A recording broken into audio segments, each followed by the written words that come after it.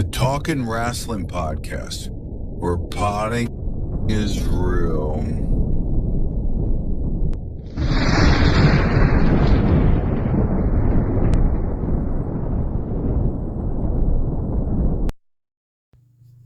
Hello! Hi! Welcome, Talkin Wrasslin. I'm Dylan, and that's Lyssie. I'm Lyssie. Say hi, Lyssie. Hi, Lyssie. And this is Talkin Wrasslin. And today, it's just all about Wrestlemania. Pretty much. Pretty much. I pretty much simplified things. There's like one little like news item. We're gonna review like 2 bad matches that happened during the collective. There is like, there's actually another news item I forgot about. There's 2 news items. The Hall of Fame, Mania Night 1 and Night 2, and the Wrestler of the Week. I pretty much kept it simplified. We're gonna do this all in one part, unlike last year when we did it in 2 parts. Because we're just simplifying it. We're not going to really talk about like Raw or SmackDown or even Dynamite because there was really nothing worth talking about. So we're just going to talk about the stuff that was worth talking about. But anyway. Mm-hmm. We're not even going to talk about our week. We're just going to jump right into the shit. I'm tired. Yes. We're just going to jump right into this shit. And that is the first big piece news item that happened like this week that feels like happened 2 weeks ago was there's heavy rumors. Heavily rumored. Yes, that Mariah May is gonna go to WWE. Okay. What do you think of this? Sure. Why not? I mean, like, here's my thing, right? Like, would she go to NXT? Probably. And then, like, at least the women's division's already fucking popping on NXT. But, like, at least they'll kind of, like, pop off more, I guess. But it's kind of one of those things where it's, like, I want to see what the fuck happens. You know what I mean? Because I think she's really good, but is she going to be really good in WWE? Are they going to treat her well? Because, obviously, like, WWE's very hit or miss with their women's talent and how they actually place them on the card. I feel like she would get taken seriously there, but you just never fucking know. You really just never fucking know. It's like a 50-50 shot. Yeah, you never know, realistically. Also, I'm sorry if you hear some weird scratching noise in the background. Lita's being a fucking nuisance. She's being a nuisance. She's pushing a box with her head. But, like, the thing is, Mariah May did have, like, if you want to look at it this way, she had a good territory run. Yeah. She had a good, like, 18-month run in AEW. Time to say, fuck that, and go to WWE. I guess is the best way to put it. It'll be fun to see what happens. I'm not against it. She's probably just going to take the biggest offer, and it'll probably be AEW, but yeah, we'll see what happens, you know? Yeah. We'll see what happens. Something's bound to happen. I don't know what, but we will see what happens. Yeah, either way, I hope something good comes from it, and I hope she's just, like, presented well wherever she is. You know what I mean? It's kind of the same thing with, like, other, like fucking Malachi, Aleister Black. You know what I mean? Like, just please, Andrade, which hasn't happened, but, like, please, for the love of God, just, like, actually book this person well. That's all I fucking ask. Yeah. You know what I mean? But, okay, what's the... Yeah. Moving on to... They're doing something outside. Yeah, fuck it. We'll talk about this one right now. WWE has acquired AAA. I don't even fucking want to talk about this shit. Oh boy. I don't even fucking want to talk about this fucking shit. What the fuck is this? The fucking 80s? What is this? The fucking... Yep. The fucking territory wars? Yes. What? Like, this shit's so fucking stupid. Look, I'm gonna be honest. I'm gonna be straight up fucking honest here. I don't watch AAA. I don't know if I've ever watched AAA. I don't really know what was going on with AAA. I don't know if AAA... I've heard AAA was terrible. Like, they're bad right now. Recently, really bad. AAA is pretty bad right now. And I heard that... Or not heard, but, like, is it in the possibility that maybe they're tanking in money and they just sold the fucking company or whatever? I don't really know exactly what happened. But the point is I don't think we should be fucking buying other wrestling promotions. I don't. I think wrestling promotions shouldn't be buying other wrestling promotions in the big year of 2025. I think partnerships are perfectly fine. You get to showcase talent from both sides. It's kind of a win-win situation. You know, you get your name out there, you get your talent's name out there, you get more exposure. That's always good. More exposure is good fucking exposure, right? Buying other wrestling promotions, to me, I fucking hate it. Like, I fucking hate it. And I've seen a lot of fucking people on the internet comparing the sale of AAA and WWE to the sale of Ring of Honor and AEW, which is why I'm still throwing out there, I don't exactly know what was going on with AAA in its specifics without knowing that. This is just my opinion. But when you look at the AEW Ring of Honor situation, this company was looking to be sold, and, like, I can't remember the owner's name, and I'm so sorry for that, but the owner of Ring of Honor wanted to be out of the wrestling business and wanted nothing to fucking do with it. In that instance, I could see that being different because you don't want to be in the business anymore. You're done and you're looking to sell this to somebody else to acquire it. Yeah. I guess fine, sure, whatever. But if you are selling your company and you're still actively, or if your company's getting bought and you're still actively a part of the business, like, I don't know. It feels weird to me and it feels icky to me, and especially coming from WWE with the history of fucking monopolizing companies and just buying out their fucking competitors. I don't know. I don't fucking like it. We don't fucking need it in 2025. And I think all fucking wrestling benefits from being its own individual fucking products and its own individual fucking promotions. The more wrestling succeeds on its own without a giant fucking juggernaut, the better it fucking is. I don't care how small the promotion is. I don't care how fucking big the promotion is. All wrestling needs to survive on its own. All wrestling deserves to have help on its own. Again, if partnerships, fine. If WWE was like, AAA is struggling, instead of buying them out, let's partner up and showcase their talent and send some of our talent down there to show people what these people are, to try and help them. That's what it fucking needs. It doesn't need fucking billionaires signing a goddamn fucking check. Yeah, it's sad to see, obviously. Part of me just hopes, since, they bought AAA, they start respecting Lucha Libre.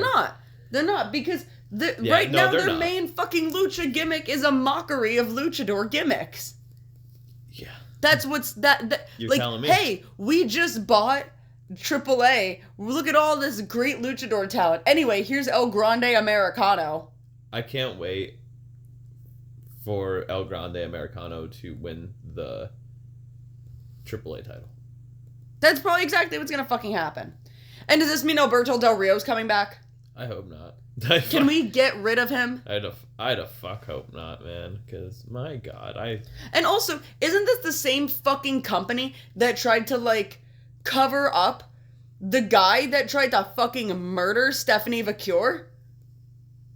And then they had her on the fucking pre-show standing there as fucking... If anyone's wondering, I'm shaking my head as Lizzie's saying.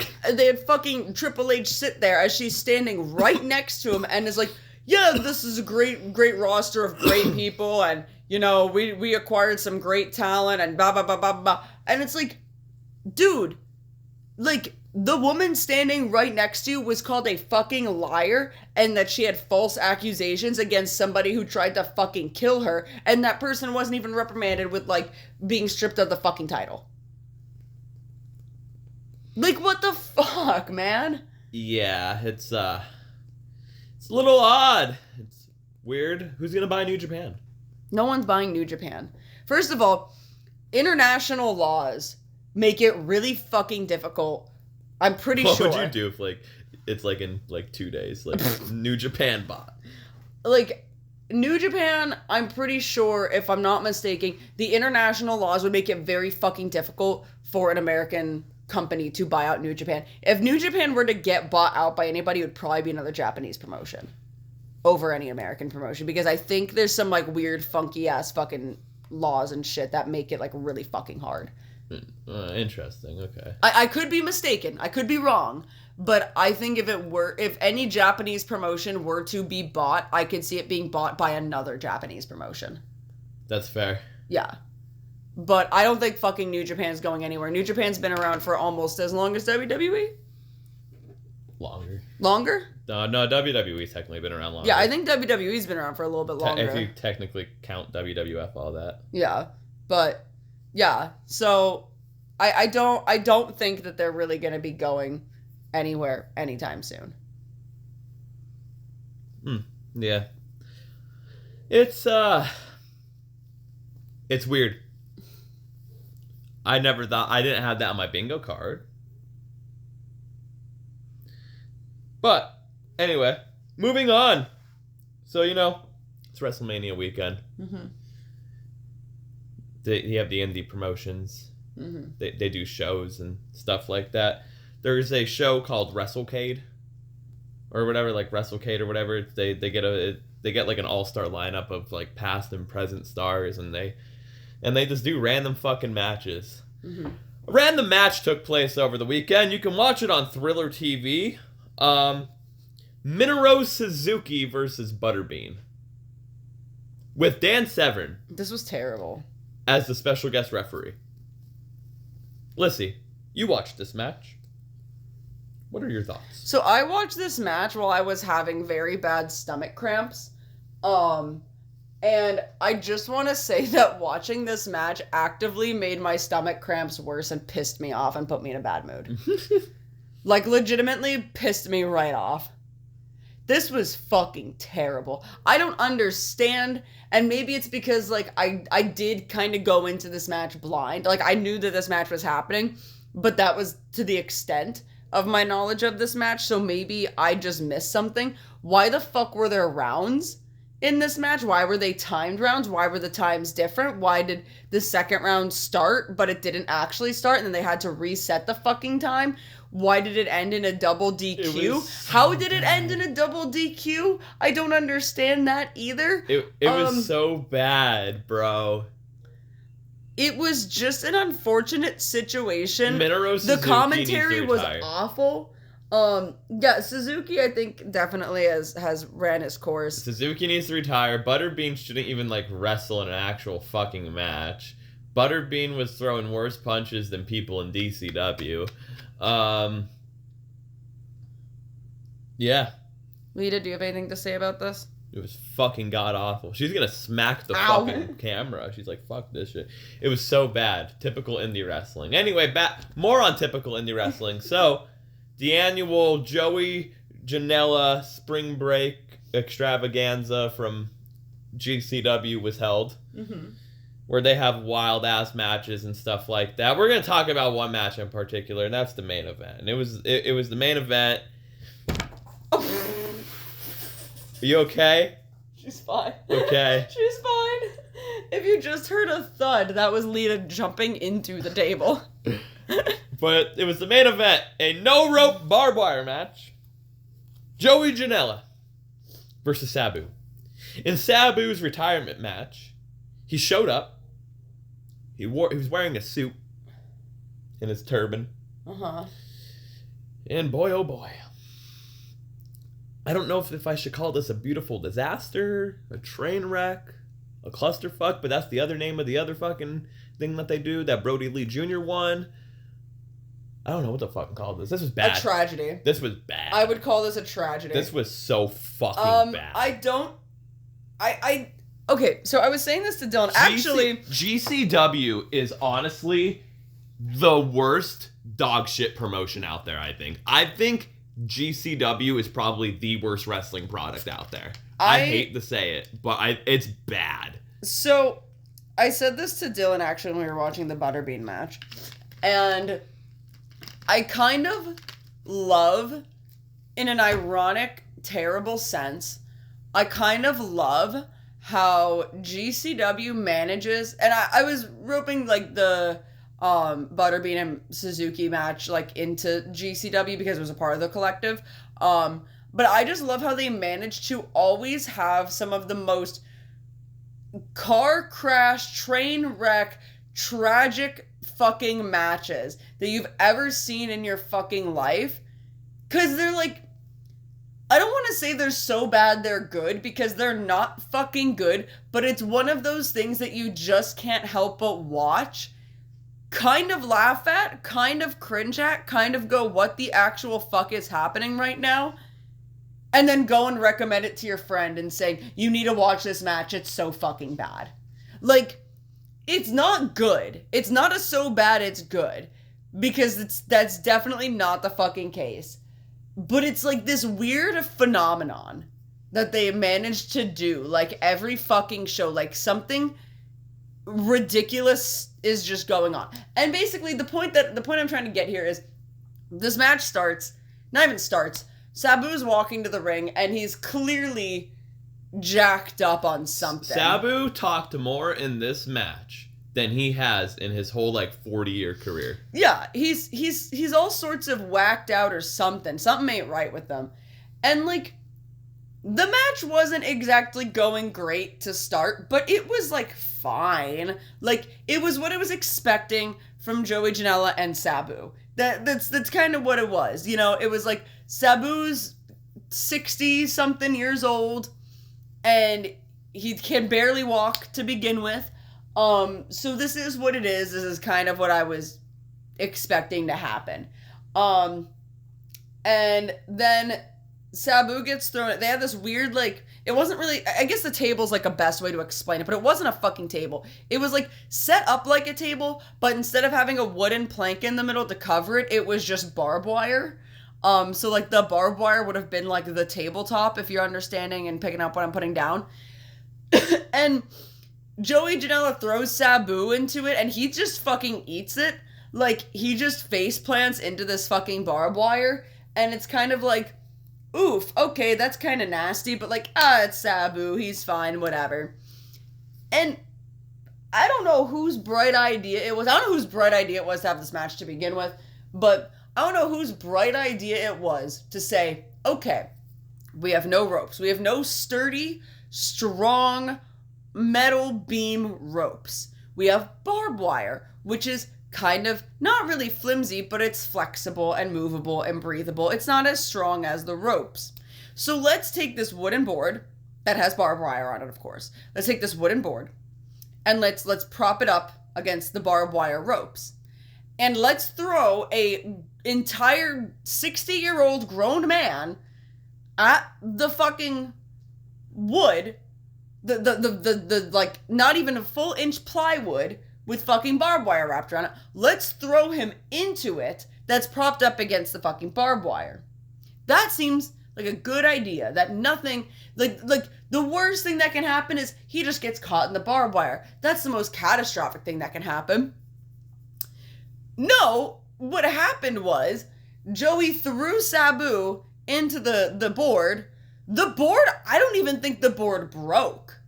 If I'm not mistaken, I don't even think the board broke. He flies through the board, through the fucking barbed wire, and comes out on the other side of the ring, lands right on his fucking head neck, right on top of this board with barbed wire wrapped around it. Cracked his head open. Cracked his head open, I think, unless he just got sliced really fucking bad from the barbed wire. Fucking head. Sabu's laying on the ground, not moving. We're pretty sure we just witnessed Joey Janela commit, like, fucking manslaughter. Yeah. And they start moving Sabu, like the ringside physicians and whatever. There is just this fucking pool of blood underneath Sabu's head. And mind you, from, like, hitting to ground to moving Sabu, I want to say was maybe, like,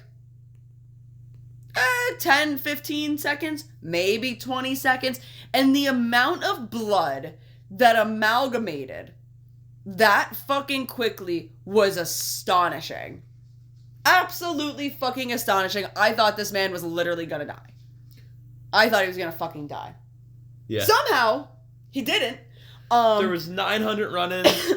The Koger brothers came in. We, like, sped this shit up fast. We're like, okay, we gotta get Sandman now. And Sandman comes out, gets lost in the crowd, does his whole entrance, doesn't really do anything.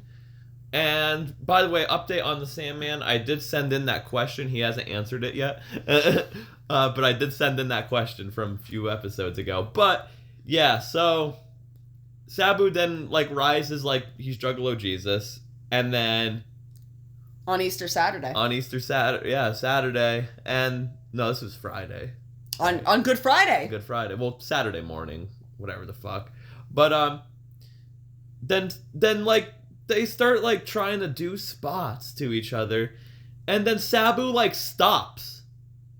And, like, hugs and shakes Joey Janela's hand. The match isn't over yet. Why are you doing this mid-fucking match? They're, like, just beating the shit out of each other. And out of nowhere, Sabu's like, bring it in, buddy. Like, what? It was so fucking stupid. And then Sabu... It just got worse. Sabu wins, which, okay, whatever, I guess. Like, whatever. Sabu ain't gonna do the job anyway. And then he gets his Independent Wrestling Hall of Fame plaque that he was supposed to get last year. Yeah, I don't really know. And again, this falls into the line of just, like, this match was so bad. It was so fucking bad. But, like, you just can't help but sit there and watch it and just fucking laugh. Like, we're sitting there, Sabu's hugging Joey Janela mid-match after he just, like, got his dome cracked open. And we're just like, dude, what the fuck is going on, man? Like, it's just one of those things that, like, you just have to watch and fucking experience for yourself. Like, I sent that clip of Sabu's head being busted open to Mark and Bree, and they were both like, is he dead? And I'm like, I don't know what the fuck to tell you. I don't know what's going on in the wrestling world anymore. Like, what the fuck? But, yeah, sure. Why not? And you know what the fucking craziest part about it? And this goes back to... Because, again, I don't think this was a smart idea to begin with. But this goes kind of back to the whole Mox thing with Cope and Spike, right? This kind of goes back to that, where it's like, I hate to say the word forgiving, because that's, like, not the right word, but I'm expecting this fucking shit out of GCW. Like, of course this fucking happens. It's GCW. You're not, like... It's like, oh, yep, what else can you fucking expect from them? Ha ha, you move on. It's just kind of what it is and what you're expecting to get out of it. Whereas with AEW and Mox, again, being broadcasted on live television, like, across the fucking world, you're not fucking expecting that shit, and it's just kind of fucking... I don't know. It's I don't want to say out of character, but it's just a little obscene. This is still very obscene, and I still don't think that this was smart or right to begin with at all. But also, we were kind of quite literally going into this match expecting something like this to happen. Like, we knew this match was gonna be a train wreck. And honestly, Sabu cracking his head open and almost fucking dying was not necessarily out of the question and the realm of possibility. Yeah. At all. We were fully expecting him to die. It's just so... Bro, indie wrestling's bad anymore. I'm sorry. Indie wrestling's fucking horrible anymore. I hate to say it. I really do, but it really is. But it sure is something. Yeah. It's something. And at least it exists. Moving on to the WWE Hall of Fame. Yawn. And, yeah, let's just get it out of the way. Mr. Krabs! So they dedicate a whole fucking week to WrestleMania. Mm-hmm. Like, you got all these shows. They can fit in the Hall of Fame somewhere else that isn't after a Friday night SmackDown at 1 a.m. on the East Coast. They can fit it in somewhere else. At a Wednesday at 8 o'clock. Go head to head with Dynamite. Yeah. They don't have a show on Wednesday. That's why I'm saying, like, a Wednesday. Yeah. But, like, fucking do something different with the Hall of Fame, guys. Come on. Mr. Krabs, Like, I want to go to bed. Go watch the Hall of Fames from, like, the Ruthless Aggression era when we were kids. Mm-hmm. Those were always, like, the night before Mania. Mm-hmm. And they were always... Yeah, they were long. But, like, it was different. It's completely different now. And Well, it's because Mania's 2 nights now. Because technically, this was the night before Mania. I know, and it's just... But why didn't they do it before SmackDown? Do it before SmackDown. Again, do it on a Wednesday or even a Thursday. Yeah. I don't think they have a show on a Thursday either. Like... And the thing is, you don't have to... I don't even know if this... Was this broadcasted on live television? Or no? This was on Peacock, and I think they might have put it on YouTube. I'm not So too it doesn't sure. even matter about the time slots for TV. You could there's no excuse to not do it before fucking... They could have done this after Raw on Netflix. I don't know if they wanted to keep it, like, as a Peacock thing. Like, I don't know what that's about, but, like... I don't know. They gotta change something different with the Hall of Fame. Congratulations to everyone that got inducted. Triple H spoke till, like, 4 in the fucking morning. Yeah, I'm not Wait, when was he inducted? What time did he get inducted? Like 2:30? Oh my god! Because Sean talked a while. Sean talked for a little bit, inducting him, and then they kissed on the mouth. Saw that. And then Triple H talked. Triple H literally went through, like, his whole career from, like, debuting to, like, the end. Like, Well, thank fucking God. It was a good speech. Nothing will beat Paul Heyman. Yeah. It was a good speech if, like, you enjoy shit like that of, like, a wrestler reflecting. And, like, it was a good reflection on the guy's career. Well, thank God I went to bed after the kiss. Yeah. Like, Jesus But Christ. yeah, they kissed. The other, I enjoyed the Bret Hart Stone Cold one. Yeah, that was CM cool. Punk backing away from the beer bash was nice. But yeah, like, the Hall of Fame is, like, cool and all. Like, I'll never, like, I like the concept of it, but, like, they just gotta think of something different. Well, I guess if they do it before SmackDown, then, you know, you can't have someone going off for, like, 4 fucking hours in the Hall of Fame. I don't know. It could be, like, its own thing. You know what I mean? It doesn't... I don't... Have it in the morning on Friday, maybe, even. Like the morning before SmackDown. Yeah. Have it, like... I don't know. Have it start early. Have it at, like, 9 a.m. It can go to, like, 4 p.m. if everyone wants to take 10 fucking years. And then, you know, there you go. Also, the only one I'm not congratulating is Michelle McCool. Yeah? Fuck her. Okay, well... She doesn't deserve to be in the Hall of Fame. What has she fucking done? I don't know, I don't remember. Be The Undertaker's wife. I don't really remember much about Michelle McCool, so... Fuck Michelle McCool. More on people thinking that they're entitled in a minute here. Let's move on. I guess it's time. Yeah, it's a good time to talk about it. We're half hour in. Let's talk about WrestleMania Night 1. Wow. The children are fighting. So WrestleMania 41. Oh my god. Okay, well, start the talking. The cats are having their own WrestleMania right now. Come here. You are so bold. Why are you wet? Why are you always wet? This damn cat. Anyway, WrestleMania 41. She's always just damp. From Las Vegas, Nevada, Allegiant Stadium, the home of the Las Vegas Raiders. Boy. Or should I say the shit stain of Las Vegas, because I fucking hate this fucking stadium. This venue looks like dog shit. I thought you were going to be like, I fucking hate the Raiders. I hate the Raiders.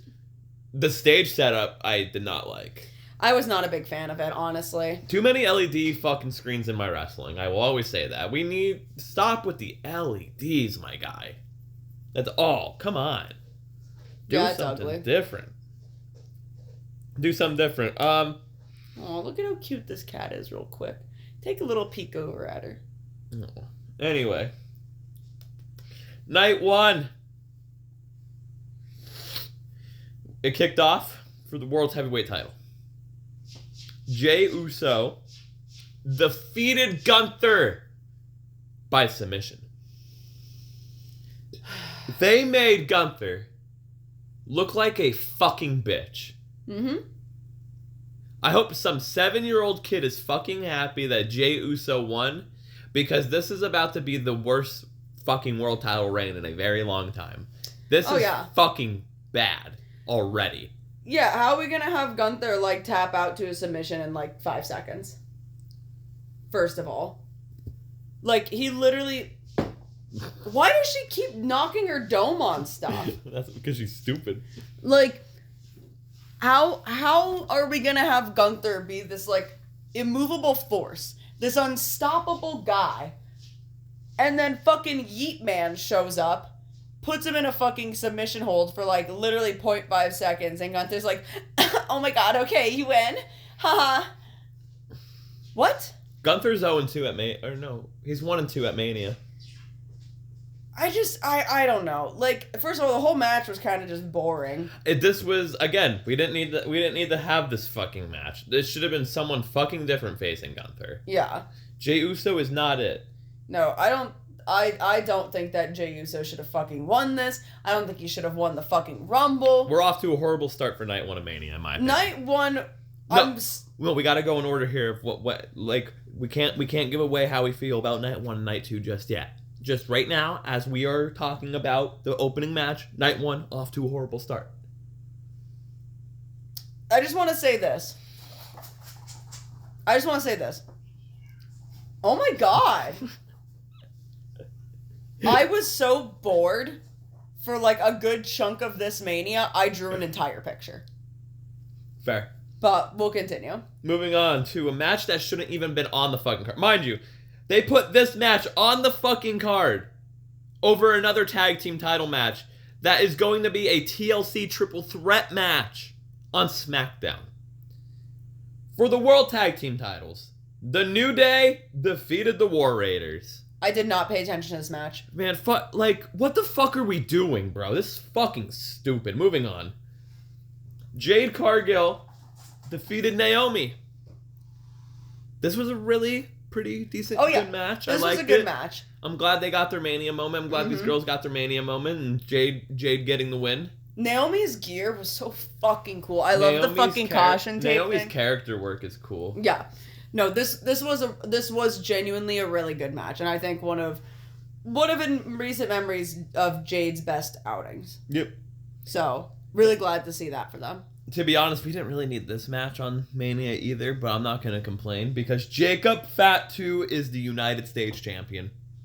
He this match was defeated fun. LA Knight. It didn't need to be on Mania. No, but it was fun. It was good. People were into it. People were happy about it. So, you know what I mean? Let Jacob Fatu get his moment, win the big one. You know what I mean? Moving on. The original match was supposed to be El Grande Americano versus Rey Mysterio. Rey Mysterio, it is being reported, he tore his groin on SmackDown. Oh, owie. I was going to say his left knee. No, it wasn't his left knee. It was his groin he tore. So, Rey Mysterio out. So, one Rey out, another Rey in. We got Rey Fenix then. I'm sorry. I just can't stop watching the cats run back and forth between this little gap. And they always run back and forth. It's funny. They just, like, one of them, like, you see Dee Dee just run, and then, like, a second later, Lita's running. There they are. Oh my god. Oh, Dee Dee's mad. Yeah, because she won't leave him alone. Dee Dee, it's okay, bud. It's okay. Jesus fucking Christ, dude. These tabby cats, bro. They're tabby. Fucking ridiculous. And goes to somewhere sleeping, probably. Yeah, he's probably on the bed sleeping. Yeah, he doesn't give a fuck. Anyway, yeah, so one Rey out, another Rey in. Rey Fenix making his WrestleMania debut after debuting like 3 weeks ago. Good job, Rey. Nope, he woke up. Oh, shit. Do you see him peeking around the corner? He's like, what the fuck are they doing? Anyway, good job, Rey Fenix, making his WrestleMania debut against El Grande Americano. Kind of figured. I didn't think El Grande Americano was going to win. I thought, like, this match was fun. It was fun. Yeah. Didn't need to be on Mania, I don't think. No. It was fun. I can't, like, say much, like, because, like, this match got snake bitten with Rey Mysterio, but there was technically a story with El Grande Americano and Rey Fenix because from the Andre the Giant Battle Royal the night before, El Grande Americano came out and eliminated, even though he wasn't in the match, Rey Fenix from the Battle Royal. So here's my question, right? Why couldn't Rey Fenix get the win at Mania to get his comeuppance back and then fucking unmask him? That's what I was getting here of, like, it was just really weird because I thought El Grande, I thought the story was gonna peak and die here. Yeah. Of El Grande Americano being unmasked in a Chad Gable. So, you mean I have to wait through more of this? Well, yeah, it's Triple H booking. We gotta wait till WrestleMania 45. Like, it's funny. I guess it's funny. But, like, when are we, is Chad Gable on Raw? Yeah. Is it gonna come to an end tonight? The Raw after Mania? God, I fucking hope so. Moving on to... Whew. This went 19 minutes and 5 seconds. For the women's title, Tiffany Stratton, thank God, beat Charlotte Flair.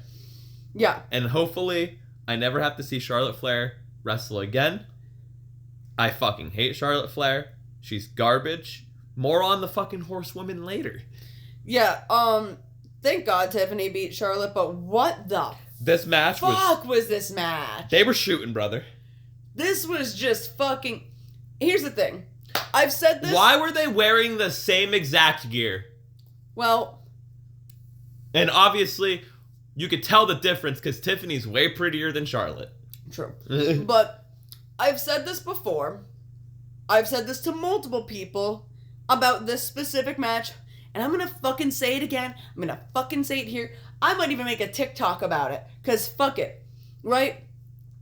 This is the exact embodiment of a fucking reason as to why I firmly believe that you should not be forced to be in the ring with somebody you don't like, have beef with, and don't want to be in the fucking ring with. Because, first of all, they didn't have any fucking chemistry, for number one. Number two, genuinely, these two fucking girls don't fucking like each other, and it fucking showed. This match was fucking terrible. It was fucking atrocious. They were fucking up left and right. Fucking Charlotte's fucking sandbagging fucking Tiffany because she doesn't want to do the goddamn fucking job because she doesn't fucking like her. Like, it was just a fucking train wreck of a goddamn fucking match.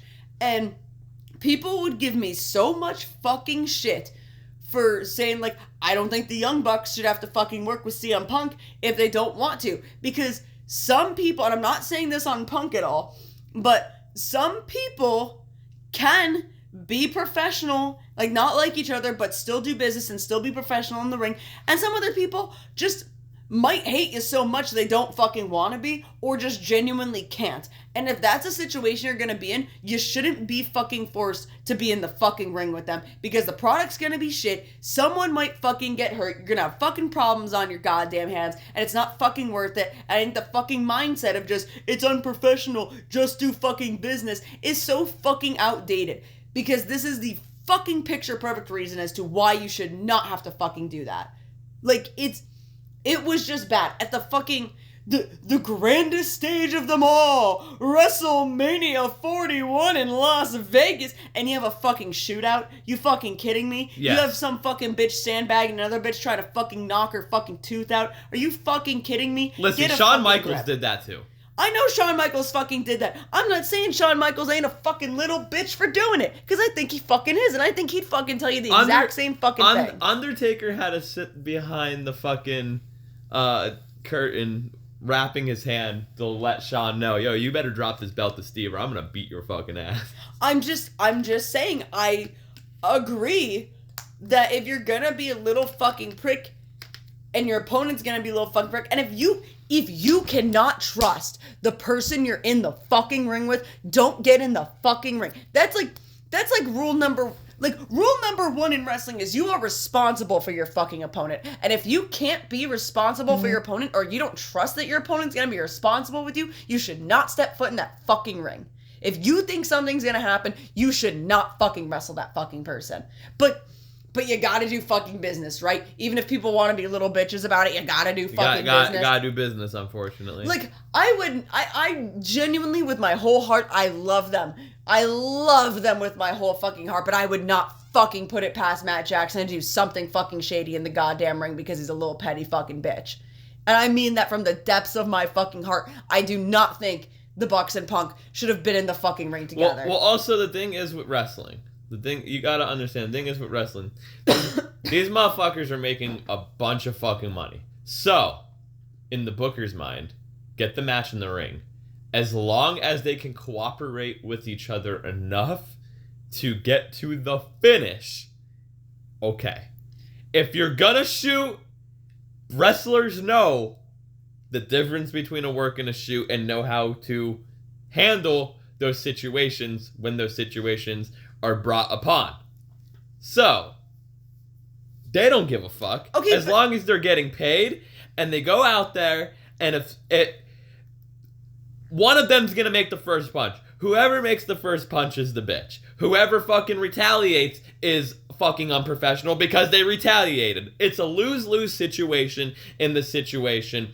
Whatever. There's always gonna be shoots in wrestling. It's never gonna be. The best thing to say about the situation is Charlotte Flair was fucking exposed, and I don't want to talk about Charlotte Flair anymore until we talk about night 2 of Mania of the tag team women's match, because I will go on a full-on fucking rant on the 4 horsewomen in about fucking 20 minutes. Well, Because the 4 horsewomen, oof. Well, I just want to say one more fucking thing before we move on, because I understand what you're saying, and yeah, Tiffany and Charlotte, they got to the fucking finish. They got to the end of the match, don't get me wrong, but if the main focus of your product, right, is to entertain fans, your main audience, the fans, right, and you're like, oh, well, we're just gonna let it happen anyway because they could probably get to a fucking finish. That match wasn't entertaining. Nobody fucking liked that match. That match was fucking dog shit. Match was fucking terrible. You're gonna work with people you don't like. You're gonna have bad matches. Fuck. You're gonna have good matches. But my point is, why actively? Why would you actively book something that you know is going to end bad? They didn't. And To be fair, when Charlotte she won the Rumble, right? Yeah, she won the Rumble. I don't think they knew that this was gonna be bad. They just knew we need to do Tiffy versus Charlotte because that's what people want, and that's what we want because this is technically like a dream match. They didn't know things were gonna go awry until that one promo. And that's fair, but what I'm saying is, and they were already too far in, so get the match in the ring at that point. I'm just saying, overall, why would you actively go into something knowing that that there's a very high chance that this is going to end in disaster and risk your reputation with the fans for what? Just to say you got the match out there, just to say it fucking happened. Like, I don't know. Like, I don't think that if you sat down and, like, if I realistically sat there and thought about it, right? Just in the same context, the Elite, Kenny and the Bucks versus CMFTR, I don't think would have been a good match. I know people would want it, be like, oh, it's gonna bring money in, it's gonna bring money in. People are gonna watch it to see who fucking shoots first and what the fucking cluster is. That's the whole point of it. But the match is gonna be fucking shit. How did Shawn and Brett have good matches, though? Because they both were able to work together somehow. I don't know how Shawn was able to fucking... How did me and Webb get through that triple threat when Cheeks was in there? Because Cheeks was our buffer. Because Webb hated me at that fucking... Like, shoot-wise, like, Webb was pissed at me. Yeah, but also you two still had the same, like, understanding with each other. And I was able to have a decent match. I was able to do, like, the whole final spot of the Rumble with him. My point is the people that don't have that understanding and don't care about that. And basically, you're going into business for yourself. Yeah, Zach Romag! That's where I'm at. You know what I mean? So, Bryce and Romag should have never had that fucking match, in my opinion. Yeah, the thing is... Because I trust Bryce. Yeah, I was gonna say, the thing is, that's on, like, Bryce can say whatever he wants. I'm not gonna speak for Bryce or anything. That's on Navon, in my opinion. Because Navon knew to not book me against Romig and certain people because it would turn into a shoot. Mm-hmm. And Navon knew that. That's why I did a big grandiose story with Corey. By the way, I'm gonna talk shit on NUW anymore. There's a lot of personal reasons as to why I really don't give a fuck anymore. So sorry if people lose respect or whatever. But well, you're gonna have to tell me about that off camera. Oh, I'm just pissed off that they're not uploading shit, that they're taking fucking forever to upload shit. I'm on, like, I wish I had the fucking match where I win, when I win the NUW hardcore title from Corey in a tables match with a broken foot. I wish I had the footage of that so I can fucking upload it to my YouTube along with the triple threat where Corey wins the hardcore title, and then upload the tables match, and then upload the final match between me and Corey. The only reason why I didn't upload those matches yet is because I don't have the tables match. I've asked numerous times, haven't been sent, nothing hasn't been uploaded, that triple threat match hasn't been uploaded yet. So here's the fucking thing. Corey beats me and Scorpion in a triple threat match to win the NUW hardcore title. Corey puts me through a table. Lyssie hits Corey with a chair. You've seen that video before. The fucking coast to coast and all of that. And then me and Corey have a tables match. Like the following month, I broke my foot the day before. That's that whole broken foot story. I win by putting Corey through a table. And then we have an unsanctioned match where Lyssie takes a cutter, gets hit with a chair. Corey hits me with a pile driver, wins the NUW hardcore title. That was the end of Dilvon. If people, I wish I can release the footage. I probably fucking will. And I still kind of hold a little resentment of that. I hurt myself at NUW and like none of them really gave a fuck. So fuck you guys. Anyway.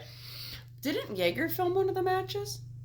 Yeah, Jaeger has I have the unsanctioned match and the triple threat match on it. Okay. They were all on my phone. Except the tables match. I wasn't sure which one Jaeger filmed. But, okay. That's my So, yeah, that's kind of Navon's fault for booking people that he knows kind of had beef with each other. Not saying Bryce would have done anything. Bryce didn't even do anything in the match. He literally didn't. Yeah, Bryce didn't do anything in the match. He didn't. It was literally all fucking Romic's fault. But I digress on that point. Basically. Sorry about my side rant. I just wanted to get that out there somehow, some way, and I'm glad I finally did. That actually made me feel a lot better. Basically, my whole point is situations like this can happen when people don't trust their opponents and don't like their opponents. And I think that, like, again, some people don't like your opponent, that's fine, can still fucking work together. That's great. That's incredible. And I'm glad there are people that can put that aside. But some of them can't. And if you are in that situation where you feel like your opponent's not going to be able to do that, I think for your own safety and for the actual, like, reputation of a company, you shouldn't fucking do that. But I also, again, I get in this situation, but like, and when a talent gets hurt in your ring, you should make sure that they're okay. Yeah. And not just a text message like the night of and then never talk to again. And then when you see them a few months later, when they return to a show to see their best friend wrestle, it's not even like, oh, how's your elbow or anything like that. It's just like, oh, how you been? Like, I didn't exist, so fuck you guys. Fuck NUW. Anyway, moving on to the main event. Sorry, I'm shooting today. I really don't give a fuck anymore. I mean, it's on par to shoot during a shoot. Yeah, I really... the match was horrible. I really don't care. And I really don't care who fucking hears it and who loses respect for me for it. That's my fucking opinions. I've been having this bottled up for a couple of years now. I've dropped hints here and there that I've been pissed off about the situation. But somehow, someway, I just needed to fucking release it. And I'm sorry that it came out randomly as we're talking about Tiffany versus fucking Charlotte. But yeah. It honestly needed to come out somewhere.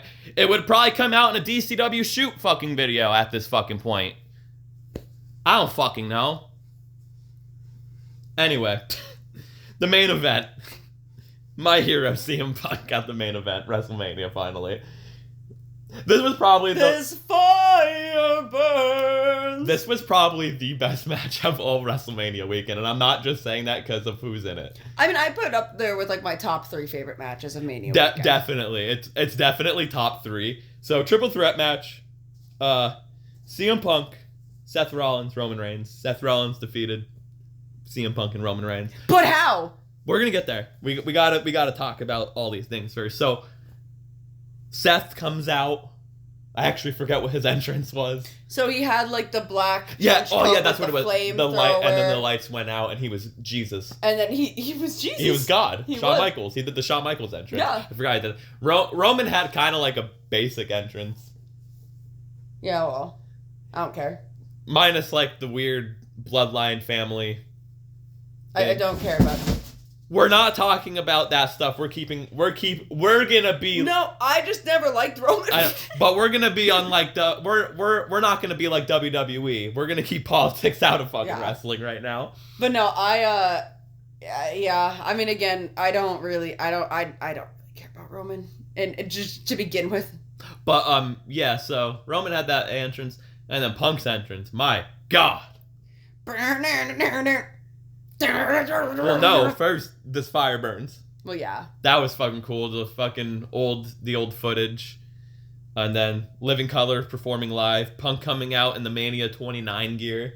Mm-hmm. Lissy was making fun of his disgusting hoodie. It's like, I love that this motherfucker just comes out in a gross ass fucking hoodie. Like, it's Mania. He's waited his whole life for this, and he's like, yeah, I'm gonna wear my gross ass fucking hoodie. There's a stain on the sleeve. Let's go. Paul Heyman's with him. So iconic. And they had a really good triple threat match. They did. They had really good triple threat match. I will say, Roman was kind of doing some Roman stuff. Roman put on his working boots. Yeah, I wasn't necessarily expecting Roman to work the way that Roman worked, but he did, and I'll at least give him that credit where that credit's due. And like, it was cool of like, obviously they did the spots, one person's down so they can have like the one-on-one interactions and stuff like that. But even like the three-way interactions were cool as fuck too. Yeah. I think the best spot of the match was the spear into the pedigree, though. Oh man, that was so good. Seth Rollins doing the Phoenix Splash again. Mm-hmm. Well, he didn't hit it like he usually does, but he prayed before doing it because those man's knees are fucked up. All that was literally missing from this match was Punk hitting a Pepsi plunge. Honestly, that's literally about it.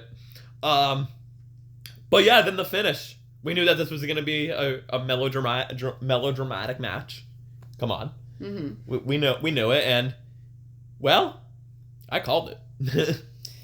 Yeah, I think it's actually kind of funny, because I was talking to Mark about this, and I was like, yeah, Dylan brought up the... I called it, but I was not expecting Roman to take the pin. I thought Punk would have taken the pin. Yeah, I was like, Dylan brought up the fact of, like, Paul Heyman ending up with Seth Rollins, and I literally said to him, like, that's fucking stupid. Why the fuck would that happen? And then literally that same night or the next night, like, we were watching Raw and the whole thing happened where, like, Seth was like, now you owe me a favor. And I was like, okay, well, I guess it is a possibility because, like, Jesus fucking Christ. Like, yeah. I guess I'm wrong. But I did... the Paul Heyman guy. I did still think Seth was winning this, but I did think Punk was taking the pin. I thought Punk would have taken the pin because all Punk cared about was Mania. This should have been the true main event of Mania, in my opinion. After what we saw with... Yeah. Yeah.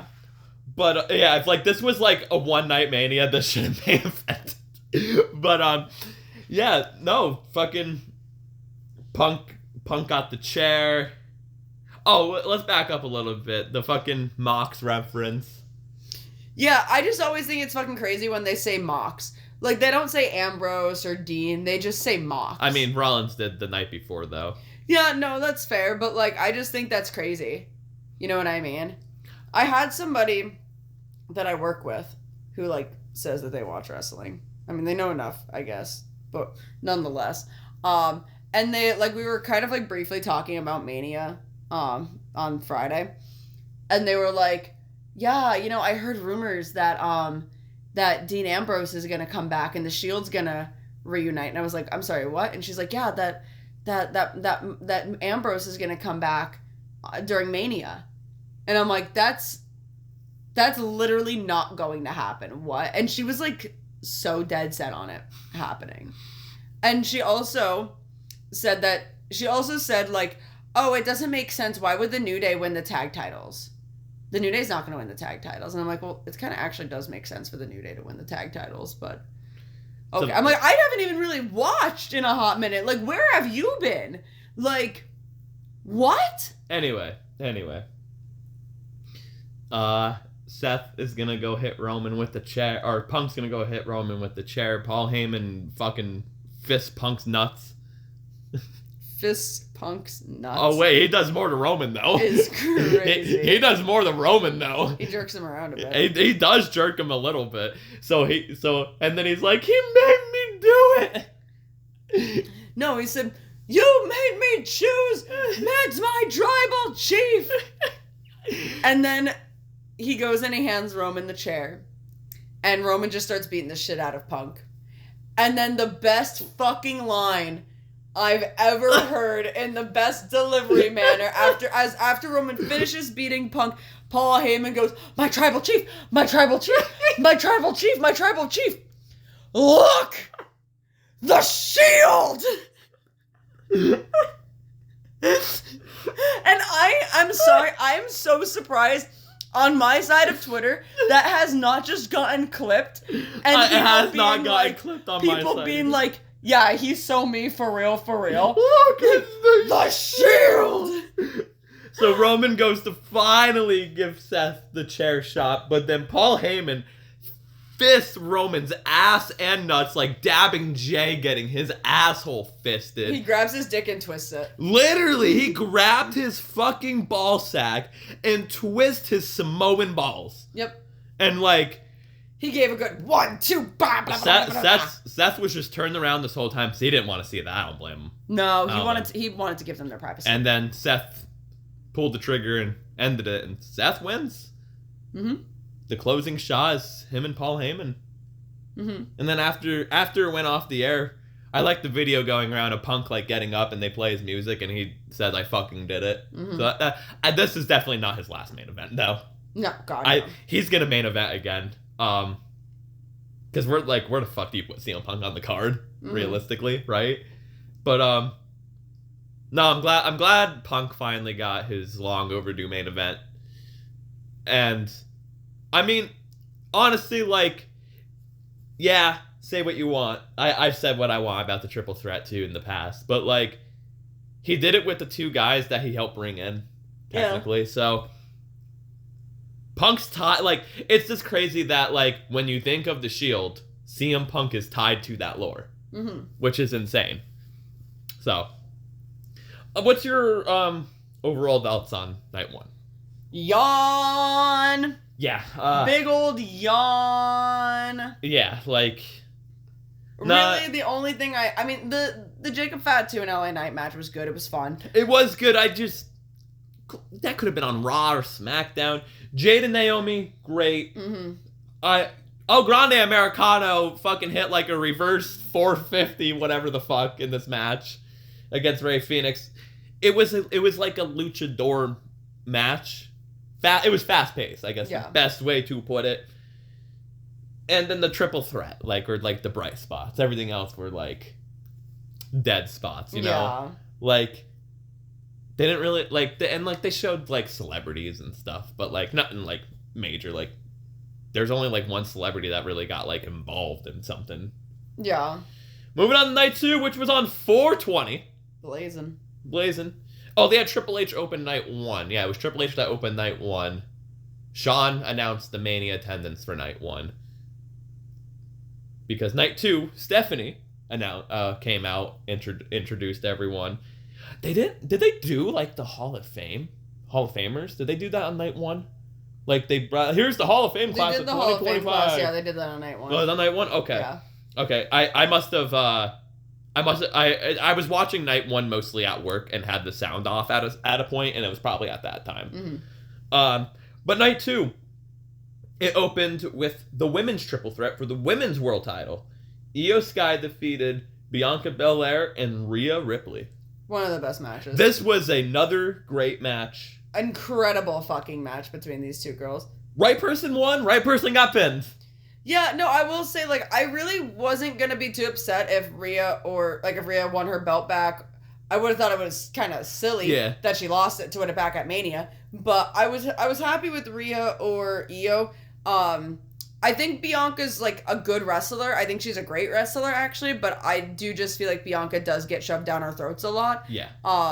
And frankly, I don't know. It would really suck for me to just see... Again, even if Rhea won it back, I'd be happy for Rhea, but I think it would be really shitty just to give the belt to Io for a hot second and then take it off of her, so... I don't know what they do with Io from here as world champion. I don't know what Rhea does from here, but I feel like Bianca will be going with Jade or Naomi.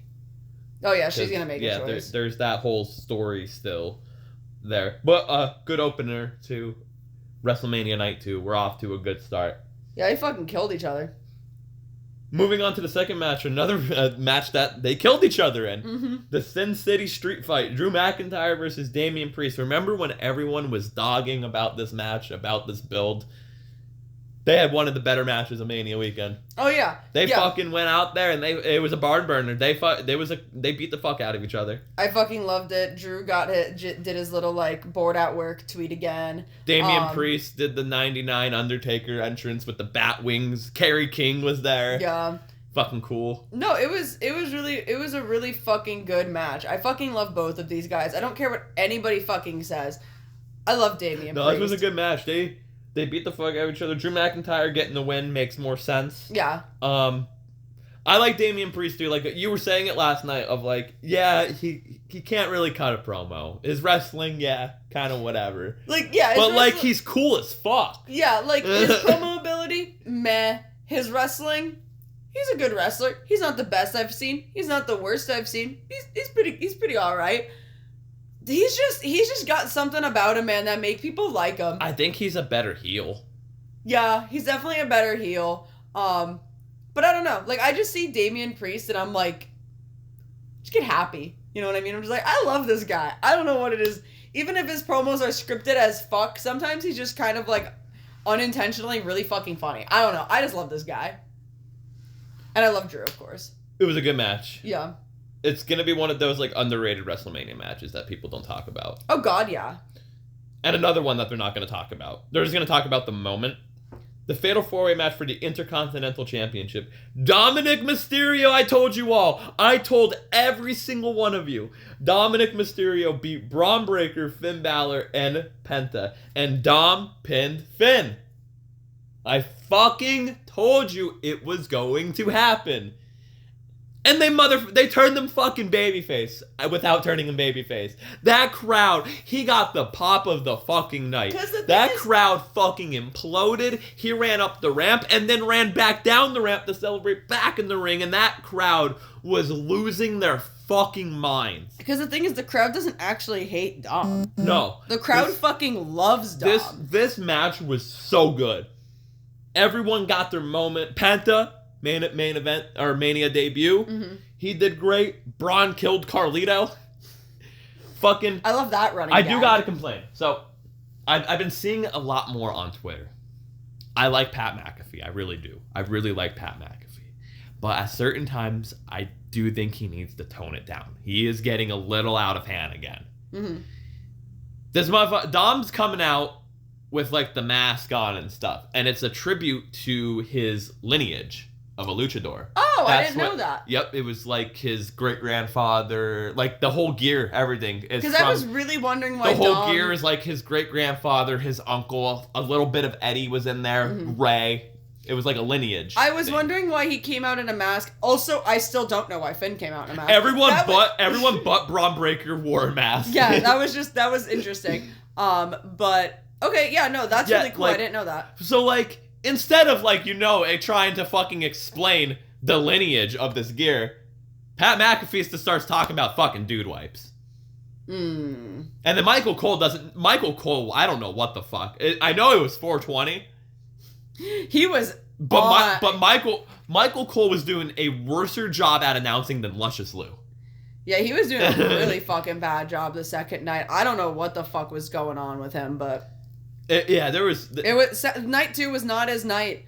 Frankly, I think he would have been better complaining about the weather. Thank God that wasn't a thing, because they were indoors this year. I forgot about that. But it was so fucking funny. I'm not gonna lie. But yeah, so they have night 2. Or wow, I peed on my notes. Pissed on my notes. But yeah, Dom won. He pinned Finn. I'm very happy he did. Yeah, no, I think the thing again, like, the fans love Dom, and the fans love to hate on Dom. Like, not legitimately hate on Dom. You know what I mean? And I feel like this whole thing was kind of just a big, like, I don't really know the way to say it, because I don't want to, like, yeah, like, it seems like Dom turned babyface. I don't know. We'll probably see tonight what's actually going down with that.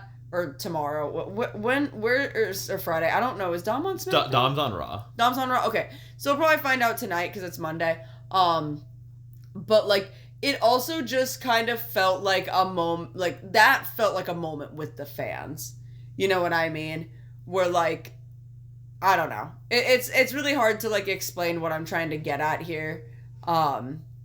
Exactly. But it felt like a win for the fans, you know? Yeah. Because the fans do really have a lot of faith in Dom. Like, Dom's not my favorite by any means.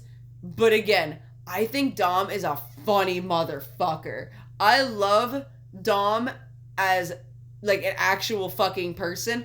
I love his shady ass little fucking bitch ass so fucking much. Like, wrestling wise, I think it's time to end the Judgment Day, in my opinion. I give Dom and Finn their one-on-one match on Raw or the next fucking PLE. Yeah. I don't know what you do with Liv and Raquel and Dom. Like, I don't know what you do there, to be honest with you. Carlito can go fuck off, do something else, but... Or break Dom away from Judgment Day. If anyone's next to leave Judgment Day, it should be Dom. Yeah. Turn Dom babyface. Keep the same look. He can be Eddie. Yeah. The babyface Eddie, kinda. I think it's time. Moving on. I think Eddie would be so proud of him. Moving on. By the way, we're at the peak of night 2. Like, night 2 has peaked. We are still at this peak when this match happens, but it's gonna go downhill really fast after this match. Randy Orton held an open challenge. We're still at the peak. Against Joe Hendry. We're at the peak. We're still at the peak. This was so funny. This was cool. People are going to bitch and complain that, you know, the TNA champion supposedly got buried at WrestleMania, but here's the thing. He didn't. He faced a multi-time world champion. Mm-hmm. The TNA champion was showing on Mania in a pretty dominant spot. He got his shit in, and he lost to Randy Orton. Yeah, you don't really lose when you lose to Randy Orton. So he didn't get buried. Even though the match was only 3 minutes and 10 seconds, what more is Randy Orton and Joe Hendry supposed to fucking do? Yeah. Not every fucking match needs to be 20 fucking minutes, people. By the way, that Fatal 4-Way, 10 and a half minutes. I feel like it could have went a bit longer, if I'm going to be honest with you, but it was good. Not with those 4 guys. It was fast-paced. It was a fast-paced Fatal 4-Way. You know, that's true. But yeah, Randy Orton defeated Joe Hendry. Cool. And now we're going down the mountain. I'm going to say one person's name, and you're going to be like, this match is going to be good. AJ Styles. He faced Logan Paul. No, see, the thing is, if you're talking about AJ Styles in Mania, the match is already going to be dog shit. Because, like, what the fuck is his track record? Yeah, bro, AJ Styles is Mr. Anti-WrestleMania. He has to be. The only good match he's had at Mania is against Shane McMahon. Yeah. And, like, the Boneyard match. But, like, that's really about it. The Boneyard match doesn't count, and I still think the Boneyard match wasn't as good as the fucking Firefly Funhouse match. Like, bro, this match was bad. Yeah. Logan Paul won. Did you know that AJ Styles is the youngest person that Logan Paul has faced? Is he really? That's insane. That's crazy. Yeah, give Logan Paul someone younger and see if they can outwork him. Not saying that AJ Give him Dom.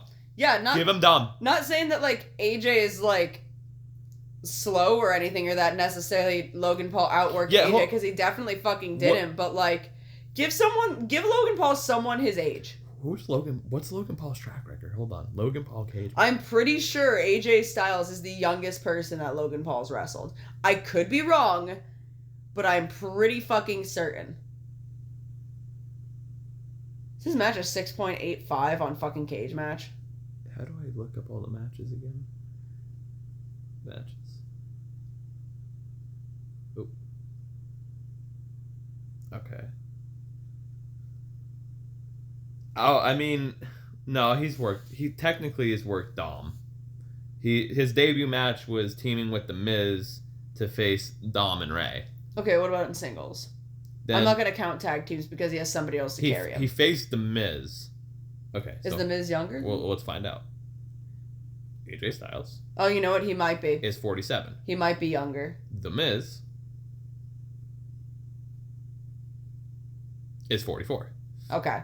So The Miz so far. So 44 years old is so far the youngest person. Then his next match, 1-on-1, is Roman Reigns. How old is Roman? Oh no, Roman's got to be younger than The Miz. Yeah, I don't know how old Roman is. Roman is 39. So 39.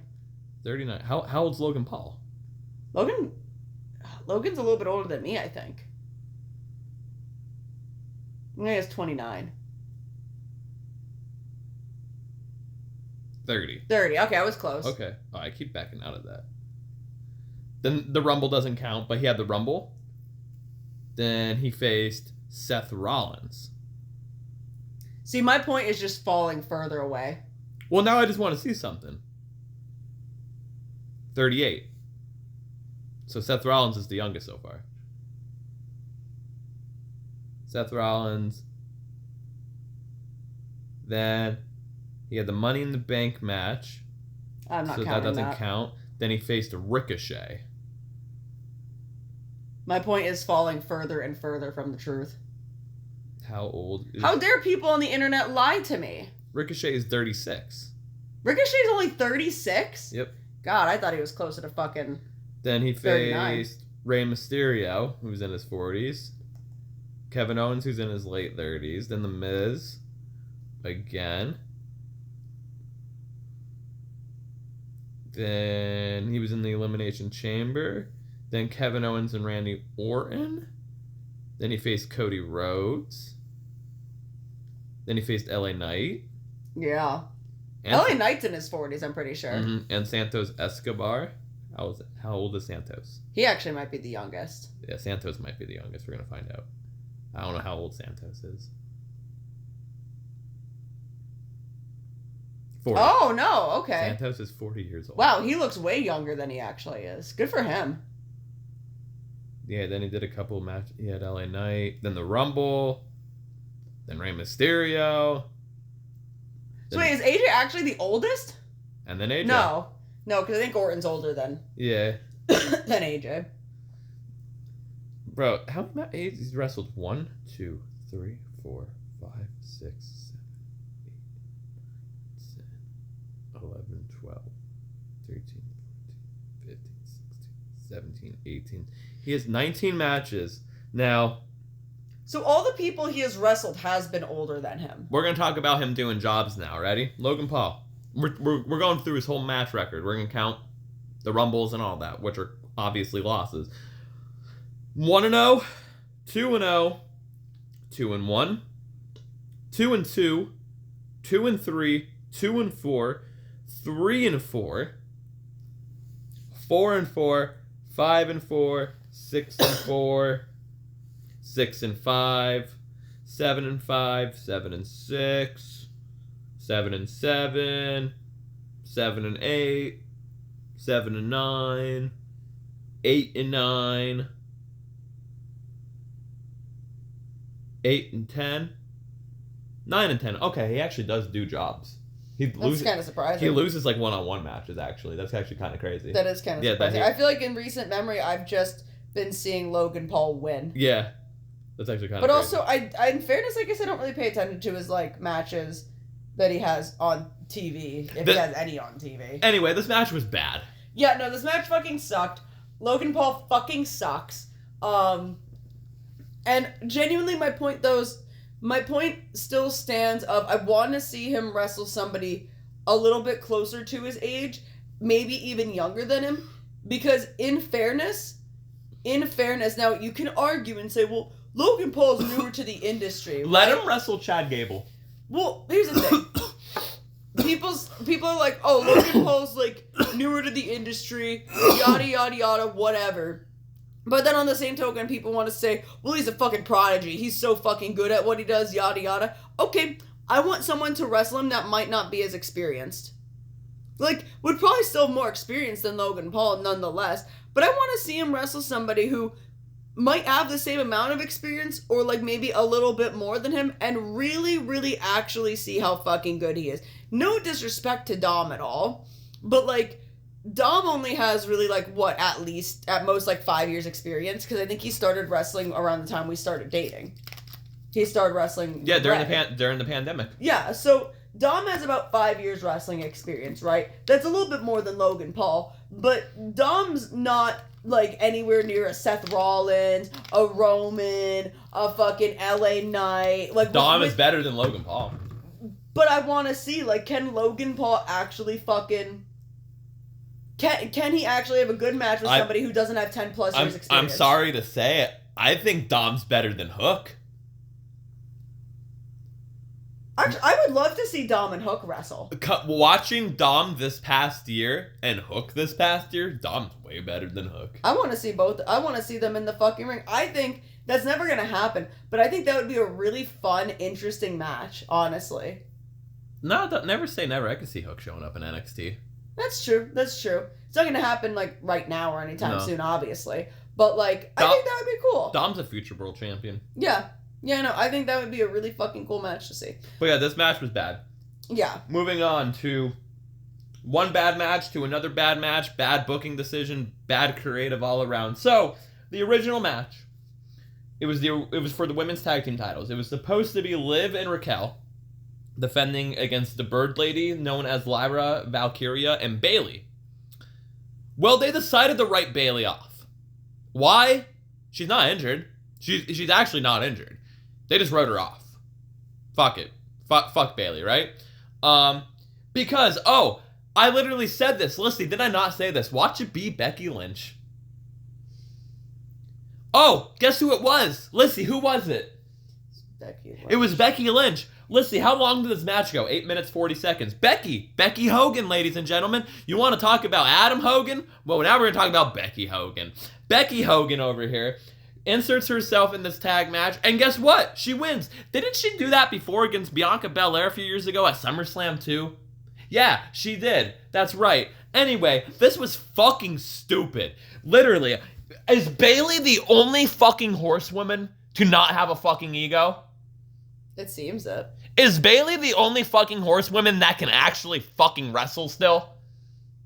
Fuck Charlotte Flair. Fuck Mercedes, and fuck Becky Lynch. Bayley's the best one, and honestly, I won't be surprised if Bayley goes to AEW at this point, because I fucking would if I got booked like this. I'm not gonna fucking lie. Fuck this bullshit. Fuck Becky Hogan. Fuck her. Go home and do what you're supposed to do, and not wrestle, because you fucking suck at it.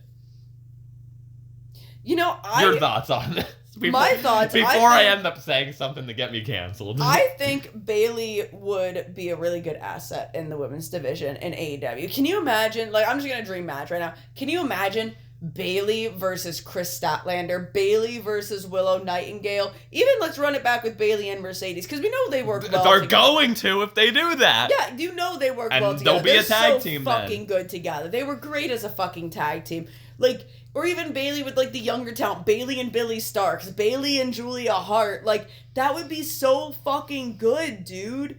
Like, that'd be fucking awesome. Bayley and Sky Blue. Come on, man. That'd be so fucking fun. She would be such a good fucking asset to that women's mind team. you, they put this fucking match on.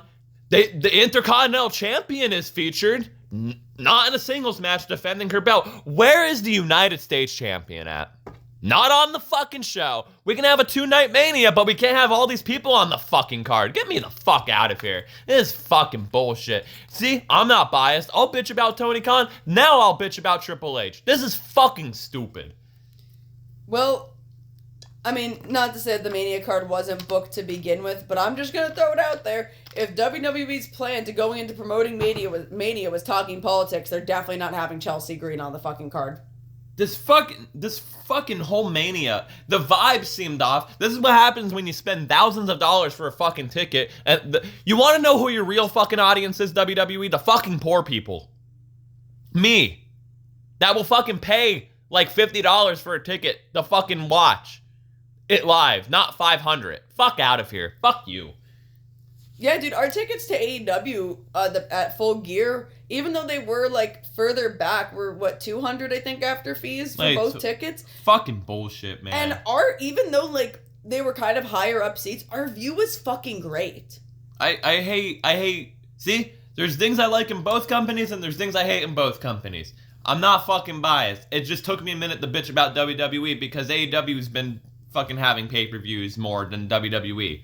And it took me till this Wrestlemania fucking sucked. Anyway, moving on to the fucking asinine fucking main event. The asinine main event. Fucking bullshit ass. I hate this.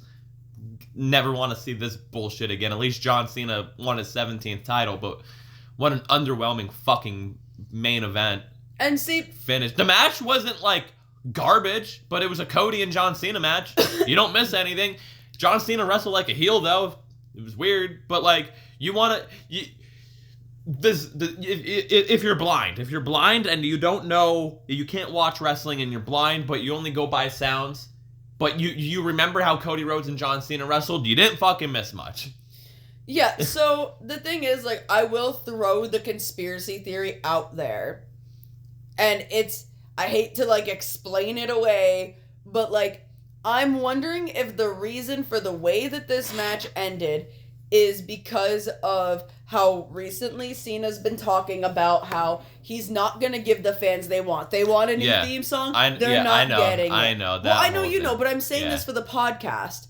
Because these people don't know what the fuck I've been talking about unless they follow me on Twitter, which you'll find out that handle later on at the end of the episode. But, like, you know what I mean? Like, his whole thing is, like, you're not getting a new song. You're not getting new gear. You're not getting a new look. You're not getting a new this. You're not getting a new that. You're not getting the ending that you thought you were gonna get. And we're not necessarily talking about Cody beating Cena. We're getting the way that Cena beats Cody. You're not gonna get The Rock, because he didn't fucking show up. You're not gonna get this spectacular, over-the-top, overdone fucking finish that you were expecting to happen. You're gonna get a cheap fucking heel shot with a belt to the face, and that's that. And that's gonna be the fucking end of the fucking match. It's gonna be abrupt. You're gonna be like, I was expecting this match to go longer. Of course you were, because that's what you wanted, but I don't give a fuck what the fans want. I'm wondering if that was the vibe we were trying to bring to it. My point is, at the end of the day, when you do shit like that, you have to really hit the nail on the fucking head, and that's the issue we're seeing in AEW with the Death Riders. I think a big problem is Cody Rhodes, who took down the fucking 1,000 day fucking reign of Roman Reigns. He had to do it twice. He had to go through hell. Mm-hmm. He had to do all this. He had to win the Rumble. He had to go through the Rock. He had to do all of this. And he lost it to hold on. I just need to fucking see something. I need to ask Google. 56. That's my guess. I don't even know what you're thinking. Age? Oh, Travis Scott. I thought you were gonna look up John Cena's age. No. That's not even the fucking problem. No.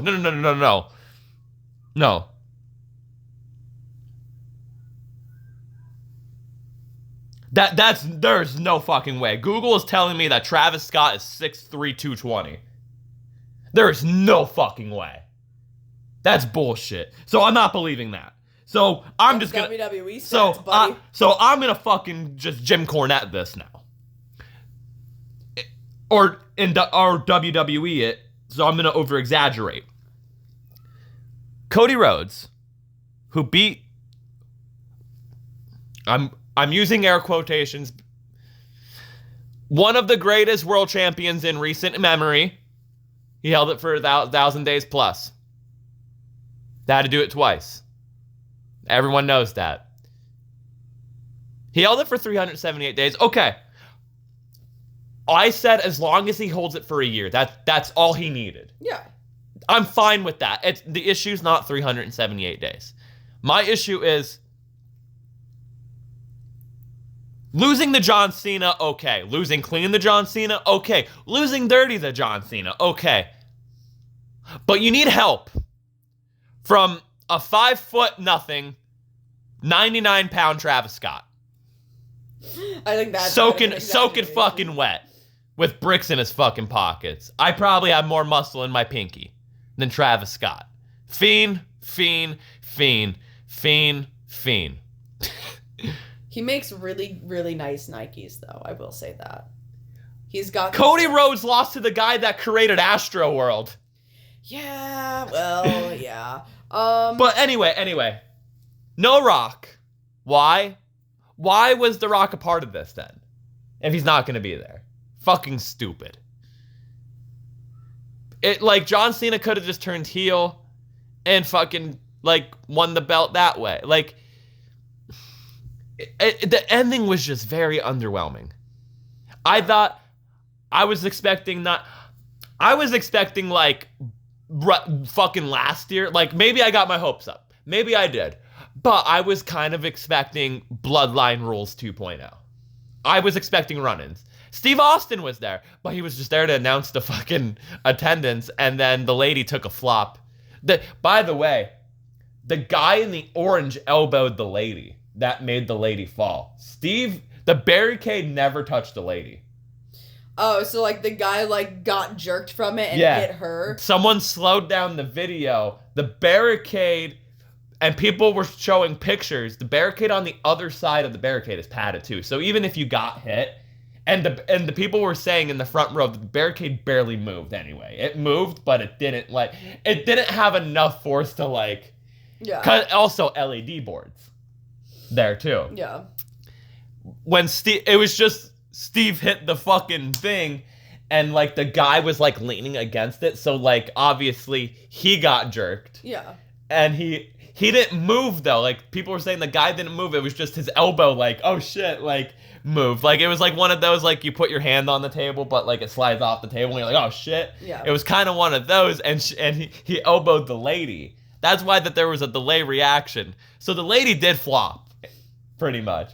But it was really funny just to see Nick Khan over there pretty much handling business. She was the real worker. Yeah, she fucking flopped worse than LeBron She's flopped. shooing or she working? When I seen you out there. That's not a good Stone Cold impersonation. Anyway. Also, just we don't like discussing numbers, but I make fun of AEW, so I make fun of WWE for it. How was night 1 sold out, but night 2 had more people? My thing. like I noticed that. We have a sellout here at night 1, and then night 2 had more hold on a minute. Yeah, and night 1 they had that tarped off section. Yeah, hold on a minute. Yeah, sold out, huh? Hold on a minute, her. Night 1 had 57,037 people. Night 2 had 60,343.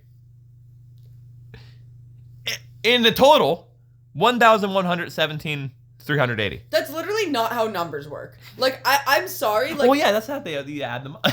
No, that's not how it fucking works. Like, you can't just take both numbers and add them up and say, yeah, we had more people. First of all, no, you fucking didn't. WWE in the mud compared to last year.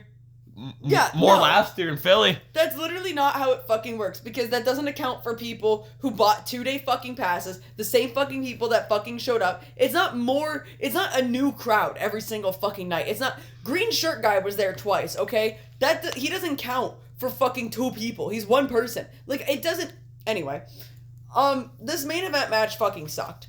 Like, the match itself could have been fine. better. It could have been a lot fucking better. And again, maybe that's the fucking point. Because like I was saying before. Maybe there is more to this. Maybe Cody gets the belt off of Cena again.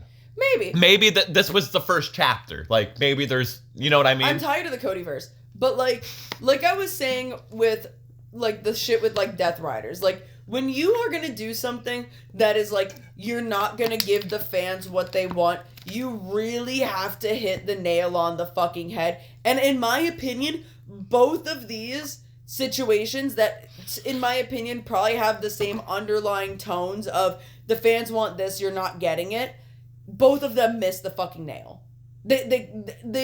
I think Cena hits closer to the nail than the Death Riders. The Death Riders are trying to hit the nail and they're missing the whole fucking board.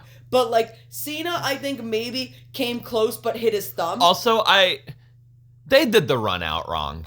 I'm sorry. Yeah. They did the run out wrong. So the ref takes the bump. And then the ref gets back up, and then Travis Scott comes out. I'm not gonna complain about them doing the whole grandiose entrance and all that. Whatever. I'm not gonna complain about that right now. When you do a run-in, Usually you do it when the referee's down, when it's not a no disqualification match. This was a regular match. Cody could have won by DQ. So like Travis Scott had to pull out the referee after coming out because they just did it completely fucking wrong. It was all fucked up. And I thought of a really cool faction name for The Rock, Cena, and Travis Scott. They'll probably never use it because The Rock's never going to show up.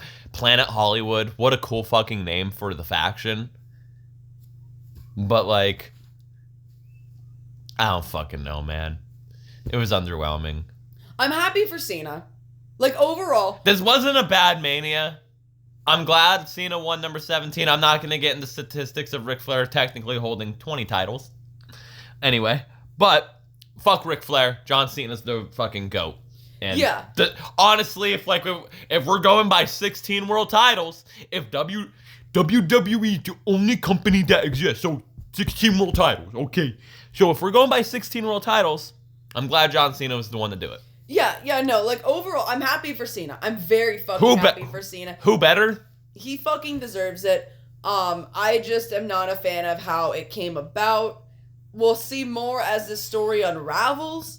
And again, I'm hoping, like, similarly, it's just the easiest way for me to fucking explain it, so I'm sorry I keep going back to it. Similarly to the beginning of the Death Riders, I want to see where it goes from here, because hopefully it goes up from here, and it doesn't take a nosedive like the Death Riders did. Hopefully the whole point in this of not letting the fans get what they want, they have a better turnout of the vibe. If that's the vibe they're going for, then cool. I'm fucking here for it. But I have to sit and I have to see where all of this goes before I really make a hard judgment on it. So far, first impressions, I'm not really thrilled about it, but maybe it's just because I have a bias because I'm seeing this in the other company literally tank. So maybe that's where I'm at. Maybe if I didn't have this prior bias to it, maybe I'd be a little bit more here for it and be a bit more open to it. But if I'm gonna watch the same story repeat, like I'm not gonna be thrilled about it. But we'll see. We'll see where this goes. I'm happy for Cena at the end of the day, but it did kind of feel bad. It felt weird ending. I'm not as mad as I was with WrestleMania 39, where Cody lost to Roman.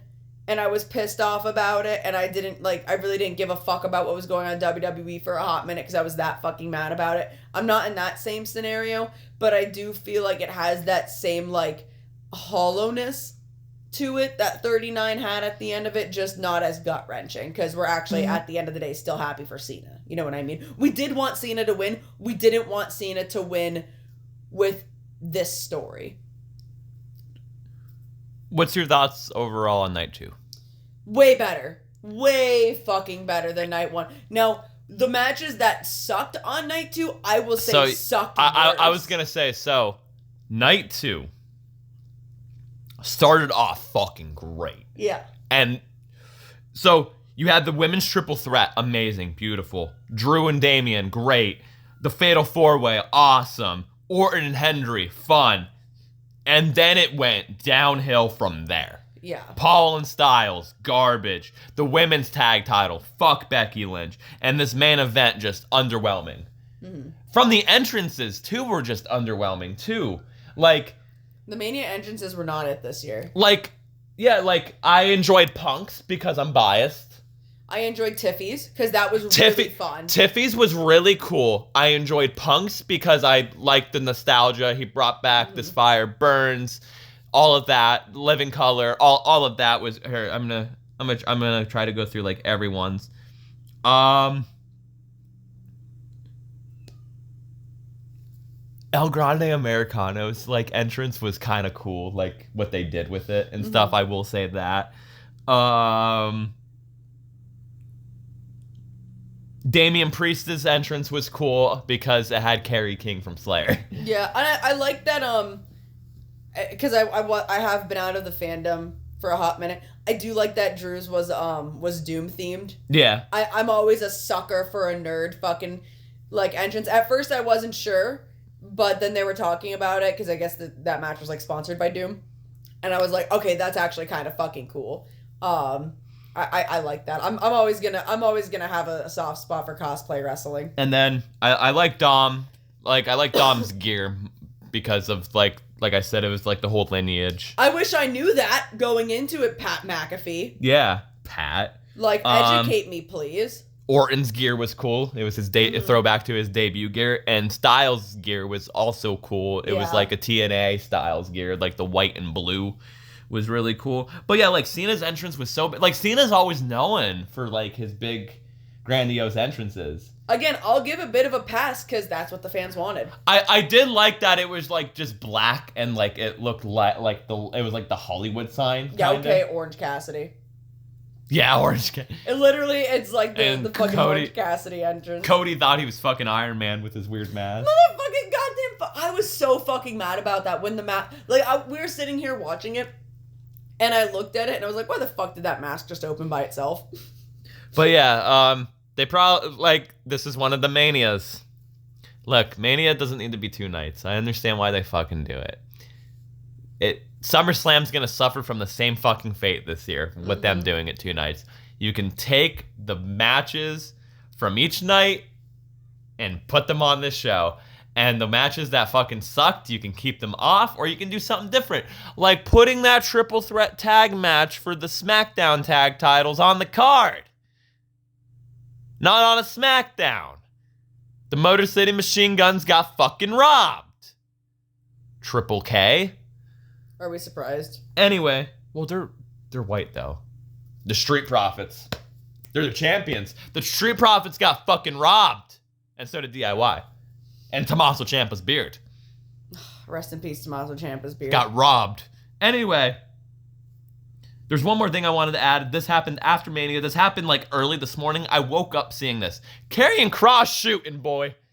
Yeah. Karrion Kross fucking shooting. Hold on. This is definitely something to do with in character, but I knew he always had something in him. So Let's talk about how awesome it is that Logan Paul just won it. Let's talk about, Sam, what Logan Paul represents. The shortcut. Feels so good to be here. Feels so good to be in the business. Thinking about all of the funerals that I wasn't able to attend for the last 11 years in this business, all of the holidays I missed. You know, I could have just started a YouTube channel, could have just jumped in there with AJ Styles. Feels really good, right? It's awesome. It's really good. Do you guys know we have 25 years combined experience, and what are we doing on Mania? Well, they know because they're normal human beings, and they actually love professional wrestling, but apparently that doesn't mean shit anymore. That doesn't mean shit. All I asked Alan to do was for once to not think about just himself. Think about everybody in the back and think about the professional wrestling fans. That's all I wanted him to do. Sometimes to do the right thing, you have to do the wrong thing. But he's a narcissist, and he had to do it his way. Hey, Alan, how many more WrestleManias do you have in your system? Probably, I don't know, 1. Maybe this is the last one, and you just pissed that away. For what? For what? For your way? Thanks a lot, bud. I really appreciate it. You want to know what the best advice I ever got? It was from Bill Goldberg. 2021, back when I was in the Twilight Zone, you know what I mean? I'm wrestling for gasoline. It was awesome. Let me tell you all about it. Bill goes, hey, Cross, you know what? You remind me a lot of me. I go, I think we have different styles, Bill, but I really appreciate that. Do you have any advice for me? He goes, you know what? You just got to be a good soldier. A good soldier is what he said. So I decided to be a good soldier. You know what happened? They released me. And then I come back. You know what being a good soldier gets you, everybody here? Just so, in case you're wondering, you want the back scoop here. Being a good soldier gets your times cut. Being a good soldier means that people come up to you and say, hey, you got any great ideas? Yeah, here it is from Scarlet. No. That's a little too great. We're looking just for good ideas. That's for those guys over there. That's what being a good soldier is, okay? Being a good soldier is coming to your hometown where you cut your teeth when we got started and not being on the card. It's all about viral moments now. That's what it's all about.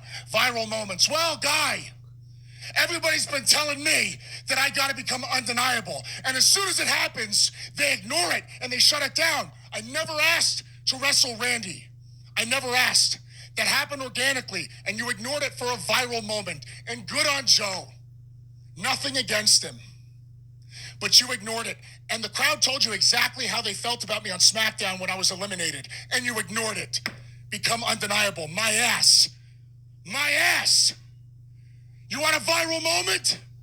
On behalf of all of the true fans of professional wrestling, guy with the suit and tie in the truck, go fuck yourself. That's from Killer Cross. No, fuck it. Let's talk about... Bro, I fucking told you he always had something in him. Thing is, I liked Karrion Kross when I first saw him, and then they just, like, turned him into a BDSM guy. It's definitely like him, like, it's a work shoot. Yeah. It's definitely something like a work shoot. I don't think, like, this is just a straight up shoot. He's not lying. He's not lying. No, he's not. Go back, like, I know we didn't really talk about it, but go watch that Andre the Giant Memorial Battle Royal. Actually, one of the better Andre the Giant Memorial Battle Royals, because there was actually, like, a lot of, like, storytelling aspect in there. When Cross gets eliminated, the crowd is pissed. Mm-hmm. I was watching at work, and I get pissed to begin with of what Karrion Kross is doing. Yeah. I like Karrion Kross. Karrion Kross stole my fucking catchphrase. Well, sorry, I stole Sean O'Hare's catchphrase, and then he stole it too, god damn it. He used it before. I liked Karrion Kross when he debuted in NXT, when he was bald as fuck. I liked Killer Kross. No, see, I just couldn't. I couldn't fathom the fact that he was able to grow hair and he just chose to be bald. Like now he's goth AJ Styles. Now he's goth AJ Styles. But like, I don't know. I liked him when I first saw him, and then they made him shit, and now they do nothing with him. And like, he's not wrong though. He's not wrong. Of WWE relies on viral moments. That's literally what I've been saying. That is literally what I've been saying. WWE, like, it was very, like, not to, like, try to swindle into the PR nightmare that they did this week. WWE, and I saw it a mile away. When WWE was bought by TKO, who's, you know, has UFC, yep, I saw it. They're turning in the UFC. It's UFC, but just wrestling. That's what it is. It's a damn fucking shame. It's like, it's a damn fucking shame. I'm so fucking sick of companies, WWE, fucking sitting around talking about how much goddamn fucking money they have, making it seem like that's what makes them fucking great. Hey, newsflash, Triple H. How about you have a good fucking product? No, it's not what it's like fucking everywhere. Because I can. But everyone always talks about Tony Khan and his money too. When the fuck has Tony Khan? Tony Khan never talks about his money. Legitimately sat and talked. Everyone else does. And that's what I fucking hate, because WWE has set the fucking precedent for fucking every single goddamn fucking wrestling company under the goddamn sun, that if you there's aren't no wrestling. talking about there's first of all no fucking money, but if you're there's no fucking wrestling, but if you're not talking about fucking money, and you're not talking about how successful you are and how much money you spent on your fucking Netflix deals and how much you sold your fucking company to the fucking UFC company, then you're not fucking successful. And that's such fucking bullshit, because as fans, we don't need to fucking know your monetary goddamn fucking value to fucking determine if the wrestling we like on fucking TV is good or not. Like, I don't give a fuck how much money WWE makes. 9 times out of 10, I'm watching their fucking product, and it's shit unless I'm watching Seth fucking Rollins. So, like, the thing that always bothered me, it's crazy. So, like, it was, like, this past year when they were, like, doing the overseas PLEs or whatever. This is our biggest, most expensive gate ever. Who cares? And, no, listen, don't cut me off. This is our biggest expensive gate ever. We have 11,000 people here. You have more at WrestleMania. Mm-hmm. How is this your most expensive gate? Because the tickets are so fucking much. It's ridiculous. It's fucking ridiculous. Like, I'd rather fucking any promotion be like, we got 70,000 strong here tonight. Like, I'm fine with that. Yeah, I don't care about talking about attendance. I'm fine with that. Go ahead. Lie about the attendance. I don't give a fuck. No, I care about that. Well, yeah, but I mean, everyone does it. Lie about the attendance. DCW had 200 people in the crowd once. They want to go preach how many people are there. Sure, fine, whatever. I don't know. Showcase the amount of fans that show out. That's great. Show the fans and be like, thank you all for coming. But it's literally, look how much money they spent. That's what it is. It's never, like, at least from WWE, it's never, thank you for constantly showing your support. It's always, Thank you for spending your hard-earned money on a fucking product that doesn't give a damn about you, doesn't give a fuck about what you like, because you're still gonna buy into it because we've basically formulated since you were a kid that this is what wrestling should be and this is what wrestling is, and you're too fucking stupid to fucking branch out and look at any other fucking product. And here's the thing, right? Realistically speaking, if WWE, if that style genuinely is what you like, then by all means, I'm not gonna fucking bat a goddamn fucking eye at it. But if you're too fucking ignorant to acknowledge other wrestling out there and even give it a fucking shot, and I'm not talking about fucking AEW, because none of these fucking dumbass fucking Fed marks know what the fuck AAA is. I don't even fucking watch AAA, but I'll fucking admit that shit. They're gonna go over there and fucking suck Conan's fucking dick for all I fucking care, and they're gonna fucking act like they like does it. Conan work for WWE now? Yes, because he sold his fucking company. They just fucking bought the company. Like Conan! they're gonna sit there and suck the fucking dick of whatever the Bro, there's fuck gonna be Triple H goddamn there's gonna be fucking some does. nasty ass politics involved in this. Oh, there is. Because Conan is a political motherfucker There is. to begin with. It's gonna be a fucking disaster. But they're gonna sit there and pretend like they're goddamn fucking experts on the goddamn fucking product. If fucking Okada came over to fucking WWE instead of AEW, they talk about how his TNA run was Bro, the best thing since sliced bread. We didn't really talk about, but Vikingo was like showing. There. He was there. He Participated. He was in the ring after the Ray Phoenix match. Yeah. Those same people Shit on him. that shit on him. I'm talking about the fans now. The fans that, who the fuck is this guy doing all these flippity doodads? When they watch him wrestle in a WWE ring, they're gonna fucking jizz their pants. Guarantee you, if Kenny Omega ever went over to the fucking Fed, they would not be calling him Twinkle Toes McFingerbang. Almost fucking guarantee you. They would literally sit here and say, he is the greatest wrestler I've ever seen in my entire life. What do you mean a man that is built like a fucking bodybuilder can do this fucking shit? Yeah, you cannot escape. okay. I fucking love Kenny Omega. And you know, He's not built like a bodybuilder. Calm down. He's not built like Lex Luger. Relax. he's not built like Lex Luger. However, Kenny Omega does take bodybuilding very seriously. And if I'm not mistaken, actually wanted to be a bodybuilder before getting into wrestling. This is so fucking funny. More on that later. But this is so fucking funny that we're talking about things throughout this episode. But we'll get onto that later. But yeah, no, WWE. Bro, wrestling all around this whole weekend felt odd. Mm-hmm. It felt odd. GCW sucked. A lot of the indies sucked.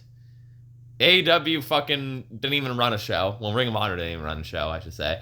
It's just everything felt odd. This Mania felt odd. The vibes felt weird. Watching WWE feels weird at times. Feels like I'm watching UFC. I don't fucking know. I hate wrestling anymore, bro. I really do. I'd rather just watch. Like, man,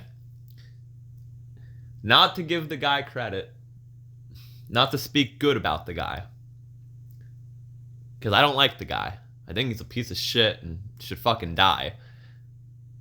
If Vince was still in charge, I don't think any of this would be happening. Well, Vince sold the company. Yeah, but if Vince was still there in charge, none of everything that happened the past couple of years never happened. Erase it from your memory just right now for a quick second. I don't think any of this would have happened. I think WWE would still be in a worse spot. 100 WWE being trash. it'd be a bad spot, but I'm saying, would they probably get a Netflix deal? Probably. I'm not saying like they wouldn't get the Netflix deal. I'm talking about like, I know I like it. I personally like it. I like the stuff in the ring. I'm not talking about like the wrestling. The canvas. Vince didn't like that. Yeah. The mat's sacred. I get it. I like it. It looks cool. That wouldn't have happened. There's just so many things. The fucking Punk wouldn't have been back. The Rock probably wouldn't have been back. I'm just saying, like, TKO wouldn't have been a thing. Like, it would have been a different world. It's just weird of what's happening. Yeah, and I think that... And it's just weird the way NXT Black and Gold was ran by Triple H compared to how Triple H is running the main roster is so weird.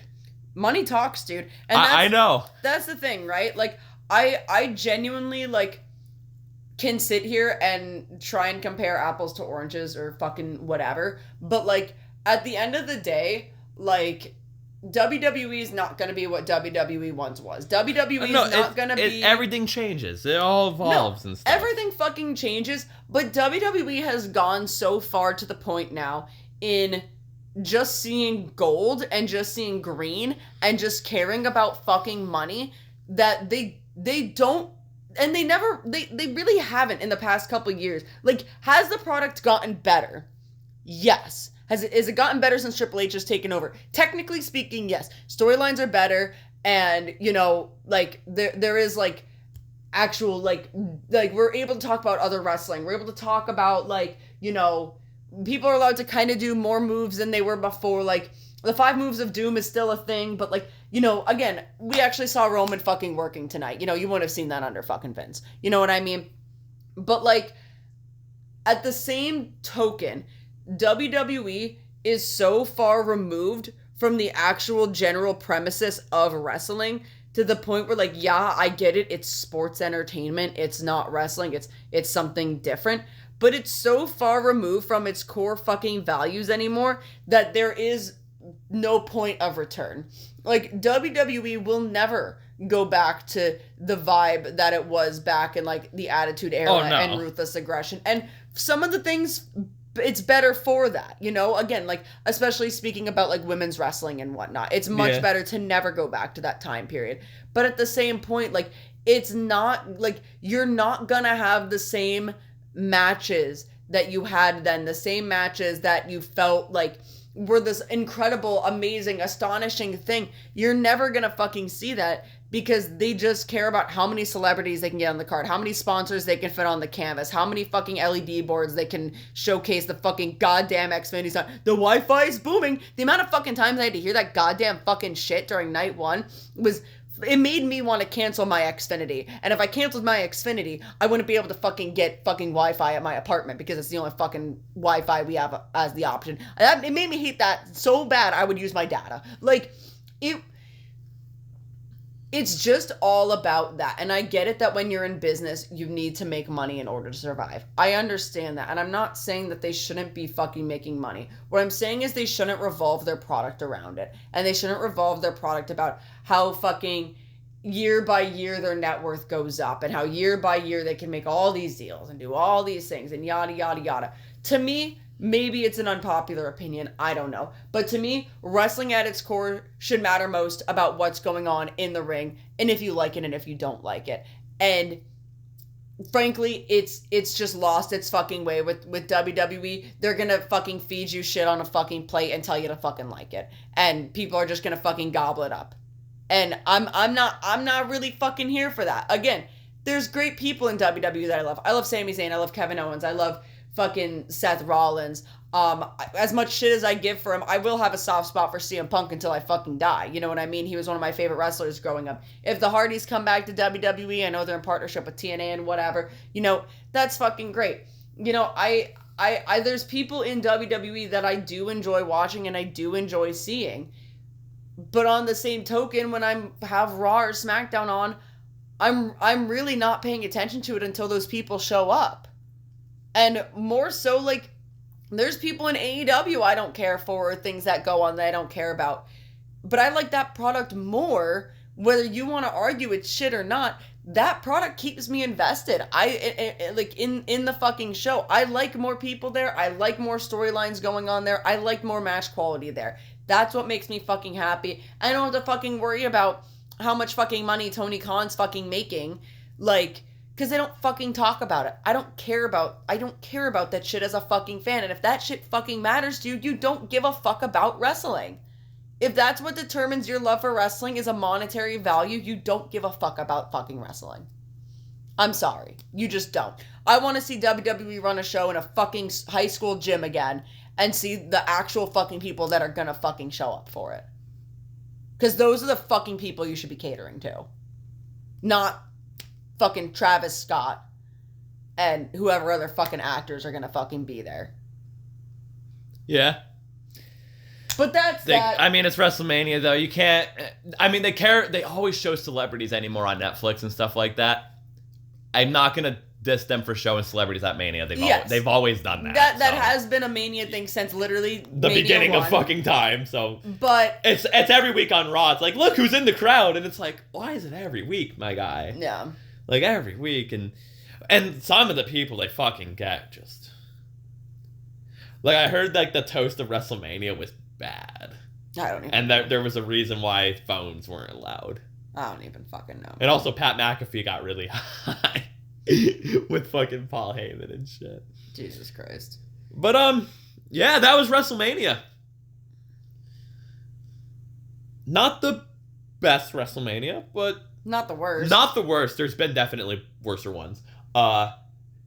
Definitely a middle of the road WrestleMania. Yeah, a little further down the road. Yeah, yeah, definitely further down. It's not like middle of the road. It's like you got to go past a couple stop signs, make a left turn, then make a right turn, and then kind of do like a little bit of a U-turn. I'm not putting this in bottom 5. No.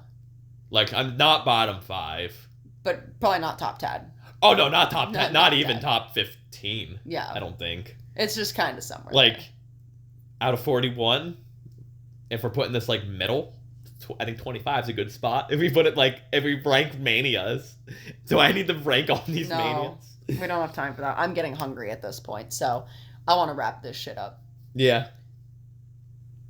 So, well, Mr. Host with the most, well, or we have a wrestler of the week or no? I do have a wrestler of the week. We have more to talk about? I do have a wrestler of the week, and it's very funny that my wrestler of the week is this person after we've talked about a lot of things involving things today.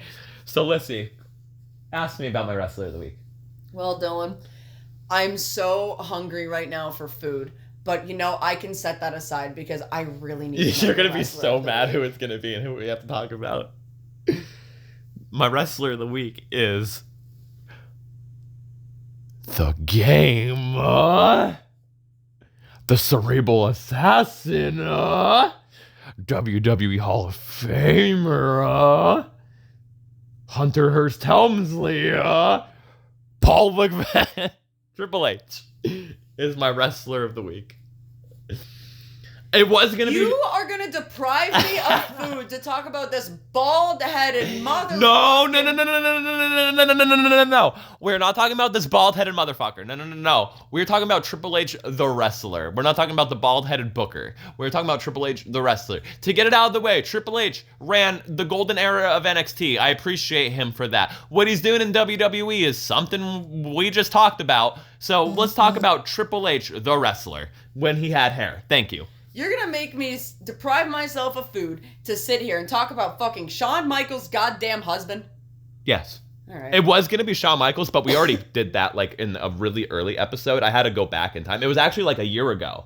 Like, I think last year's WrestleMania, I think I picked Shawn Michaels as my WrestleMania, or around WrestleMania. It was like wrestler of the week because he was Mr. WrestleMania.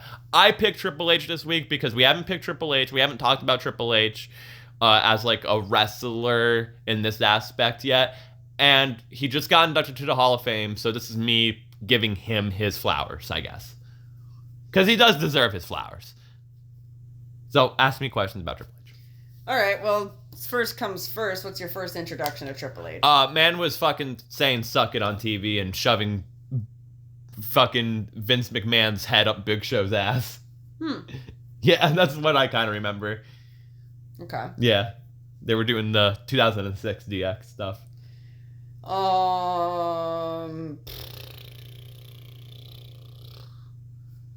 What's your favorite Triple H match? My favorite Triple H match is him versus Shawn Michaels Armageddon 2002. That was actually one of the matches I had on in the background while we were recording this. 3 Stages of Hell. Okay. And I also like another 3 Stages of Hell match with him and Stone Cold Steve Austin from No Way Out 01. Yeah. What are your honest opinions on Triple H, the person during the wrestling? The wrestling? Well, not his wrestling. Talk to me about Triple H as the person he was when he was wrestling. What are your honest opinions from what you've heard about him backstage? Oh, okay. That's what you mean. Yeah. I was like, what do you mean? Like, do you mean like gimmick? Like, no, like honest about opinion? how people talk about how he's always politicking and he married he started dating the boss's wife. Okay. Not the best way to go about business. Definitely not. But when you're hanging out with Shawn Michaels, you're gonna pick up some fucking things to do, especially around that time. Was he smart in doing that? Sure, Maybe. sure. If you look at the position he got in, yeah. But he destroyed people's lives.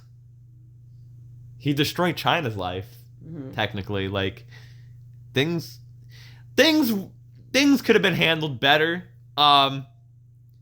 Say what you want about him on that aspect of, like, I think he would have gotten to, like, the top without, like, doing that. Yeah. To begin with. Like, he was already poised to, like, get a push, and then the curtain call happened. And then they knocked him down a few pegs because he was technically the only one that he could have got punished because Scott and Kev fucking left for Georgia, and fucking Shawn was the champion, so they ain't gonna and Vince and Shawn were sucking each other's dicks around that time, so, like, he ain't gonna punish Shawn, so you gotta punish Hunter, so Hunter gets punished. But then, like, DX happens. And then Shawn goes away. And then the new DX happens with the New Age Outlaws and Sean Waltman in China. And that was big. And Triple H was getting huge to begin with, prior then, with China. And then the whole Stephanie thing happened, and then it just shot him, it just overtook him. I think he would have gotten there to begin with. I don't think he would have gotten to be the booker. But I think it would have gotten him, I think we would have still been talking about Triple H, 14-time world champion. Well, what was Shawn doing before he took over NXT? Like, he was just enjoying retirement. So he wasn't even in the business at all? I think he was just coming down to NXT, like, as, like, a coach. Because, like, in Triple H's fucking Hall of Fame talk, he talked, well, it was Shawn talking about it, of, like, him coming down that, like, they were talking about NXT, because that's, like, the big thing about them now, is, like, NXT. And he was, like, what started off as me just coming down, like, 2 days out of the week for a total of 6 hours turned into 24/7. Yeah. So I think it would Shawn was always meant to be a coach. So I'm glad he got that to begin with. I always saw Shawn, like, doing something with the business. It's crazy to think that those two fucks run it, but yeah, like,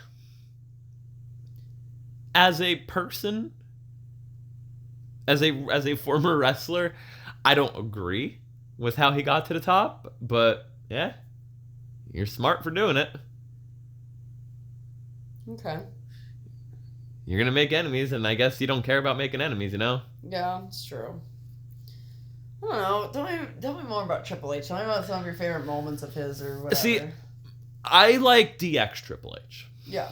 That's my favorite Triple H, is DX Triple H, it being the original incarnation, or the second coming, or the third coming in 2006, or the fourth coming in 2009. It don't matter to me. I like DX Triple H. I like funny Triple H. Yeah. Funny Triple H is so fucking funny for no reason. I like funny Triple H. I especially like early version Attitude Era DX, where they're fucking making dick jokes. Okay, it's funny. I'm sorry. It's fucking funny. Suck it. I like Triple H wearing tights over the trunks. I still think his best theme, though, is My Time. Sorry, Lemmy. I do like Evolution Triple H, though, too. Like, I like the concept of Evolution, of what it was. And that was Reign of Terror Triple H. Didn't my brother and sister-in-law, like, walk into the reception to My Time? Yes. Yeah. Yes. And that, like, that infamous story of Vinny, like, Chris Benoit and all of that. He's in that picture. Seeing Triple H. Yeah, that's Evolution Triple H. Yeah. That's like Evolution, like, era Triple H. So, like, I was just thinking about that picture literally the other day when I was driving to work. I was like, man, I can't believe that's, like, literally just went down in WWE history. Yeah. I like if I had to rank Triple H's theme songs, fun fact, it would go My Time, King of Kings, then the DX theme, then the game. Interesting. I like King of Kings a lot. Bow down to the king. Oh, then It's time to play the game. Oh, Evolution would be up there too over the game. I'm sorry, Lemmy. I'm sorry. Okay.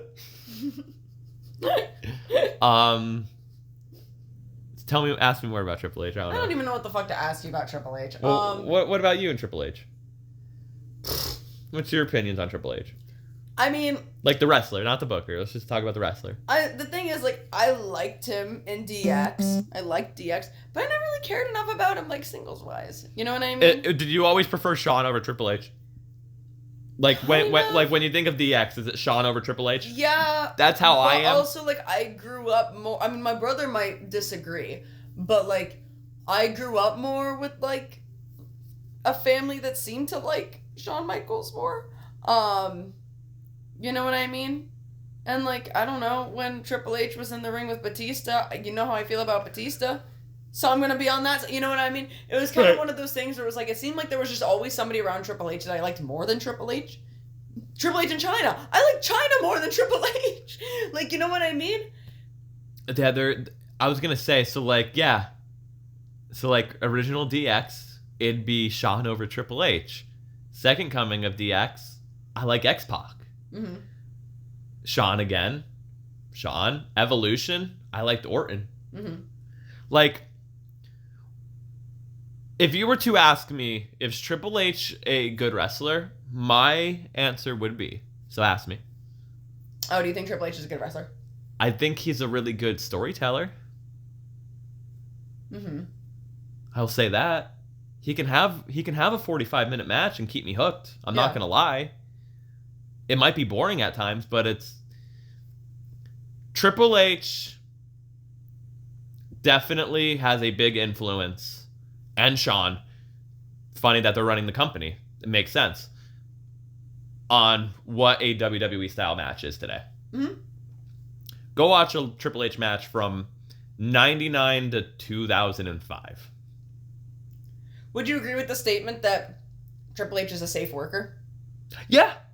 Yeah. I never really witnessed him like shoot on anyone. I never heard any stories about anyone being like he's unsafe or anything like that. Like I've technically always heard like good things. Like Triple H, like the reason why he's called the game, he's a student of the game. Yeah. Like I do like watching Triple H work. Go watch the dark match on WWE Vault against him and Tajiri, where it's a dark match, a house show. He works. Like Triple H is a good worker. He's a student of like that old school NWA style. Like if you want to watch a modern NWA match from the Ruthless Aggression era, go watch a Triple H match. He's really good at like putting puzzle pieces together. Mm-hmm. Not as a booker at times, but as a wrestler and a storyteller, like there would be times where I would need to have that storytelling match for better, because it would just make more sense of the story we're telling, or worse, depending on who I was wrestling at the time, and it would just be better to tell a story. I would watch a Triple H match or a Shawn Michaels match. Mostly a Shawn Michaels match, because it was mostly around time when I was doing the Sunset Strip Stallion stuff, and I would be Shawn Michaels, pretty much. So I'd watch one of them matches, but I think Triple H is a really good storyteller. He's had some great stories in the past. Him and Shawn, like that whole rivalry is good. Him and Katie Vick? No. Okay, so since we're talking about Triple H the wrestler, you have to talk about it. We have to talk about it. Oh boy. So what about DX versus Brothers of Destruction? That was dog shit, bro. That happened way too many years later than it should have. That was dog shit. Yeah. That he was bald then. We're not talking about bald there. He was still a wrestler. We're not talking about bald. No, he's bald. No. Bald. He's bald. Bald. He was still wrestling. Bald. Nope. Bald. He was still wrestling. I don't know what you're talking about. That doesn't exist in my brain. Is there anything else you want to talk about with Triple H? Because I'm getting really fucking hungry. Triple H retired after WrestleMania 27 against Undertaker. He didn't even have that match at 28. because he was bald. I think so. Was he bald at 28? He didn't even have that match against Daniel Bryan. Triple H's last match was against Daniel Bryan at WrestleMania 14. Or 2014, WrestleMania 30. No, Triple H. Good wrestler. Not great. Not the 5-star fucking machine. Good storyteller. Big influence on the business. Yeah, but he ain't no Will Ospreay. Look at Triple H fucking grinded though, motherfucker. He grinded. You saying Ospreay ain't grinding? Also, Triple H had one of the greatest returns after he tore his quad and returned to Madison Square Garden a couple months later. That was such a fucking cool return. Mm-hmm. Also, bro thought the sledgehammer was such a cool weapon. You do gotta say that is a pretty cool right? weapon. No one uses a slide. I should use a sledgehammer. You're not wrestling anymore. When I make an appearance in DCW, sledgehammer. You're not wrestling anymore. I'm a biased sledgehammer. Anyway. I'm a biased sledgehammer. Is there anything else you want to add to this? No. Okay. Well, that's going to take us out and hopefully take me to some place that's going to present me with something to eat. So, thank you guys so much for listening and watching. Wanna get Chinese? Maybe. Thank you guys so much for listening and watching. If you like this video, make sure to like, share, subscribe, send it to your friends, your neighbors, Triple H. Please send it to Triple H. I talked a lot of shit. Please send it to him. Send it to Hunter. If you enjoyed listening to me yap and rant and whatever, you can... Hunter, you are the best wrestler of all time. Shut the fuck up. Let me do my outro. I'm hungry. I'm good at creative. You can hire me. I'll give Bruce Pritchard a run for his money. Yeah, and you're going to find out where you can contact Dylan in a minute. But first, you're going to find out where you can contact me, Certified Hater Lyssie. You can find me on Twitter and Instagram at the same handle, which is Lungtar, LUNG_TAR, Blue Sky at Lungtar, LUNG_ or a hyphen, TAR. And you can find me on TikTok at Lungbucks, LUNG_ BUCKS. Dylan, where can Triple H contact you if he wants to offer you a job? You can contact me on my phone number, 57. You can contact me on my personal email. No, you can contact me on Instagram. My messages are open always at DillWeaves. That is DYL_line, WEAVES_line, or on Twitter, because I see you tweeting all the time, Triple H. You can tweet me at the same handle, no underscore lines, one fucking word. All right? I fucking, you're great, man. Well, I'm gonna go get some fried noodle chips. I'm wearing a DX. Bro, I'm literally like a corporate walking machine right now. No, let's see will believe it. I'm wearing a DX hoodie, and then just wait. I'm wearing a Rock shirt. They can't even see you. But Lyssie, am I wearing a DX hoodie and a Rock shirt right now? He's a liar, Hunter. I'm wearing a Tony Khan shirt. Yeah, it's actually a Tony Khan shirt. No, I'm wearing a DX hoodie and a Rock shirt. Damn right I am. Stand up for WWE. This WrestleMania was fucking great. AEW in the mud. I'm gonna get a shirt that has a picture of Tony Khan on it that says, "I put the AEW in autism." I'm going pee. Anyway, thank you guys so much for listening and watching, and we'll find you and see you and hear you and talk to you in the next one. Goodbye.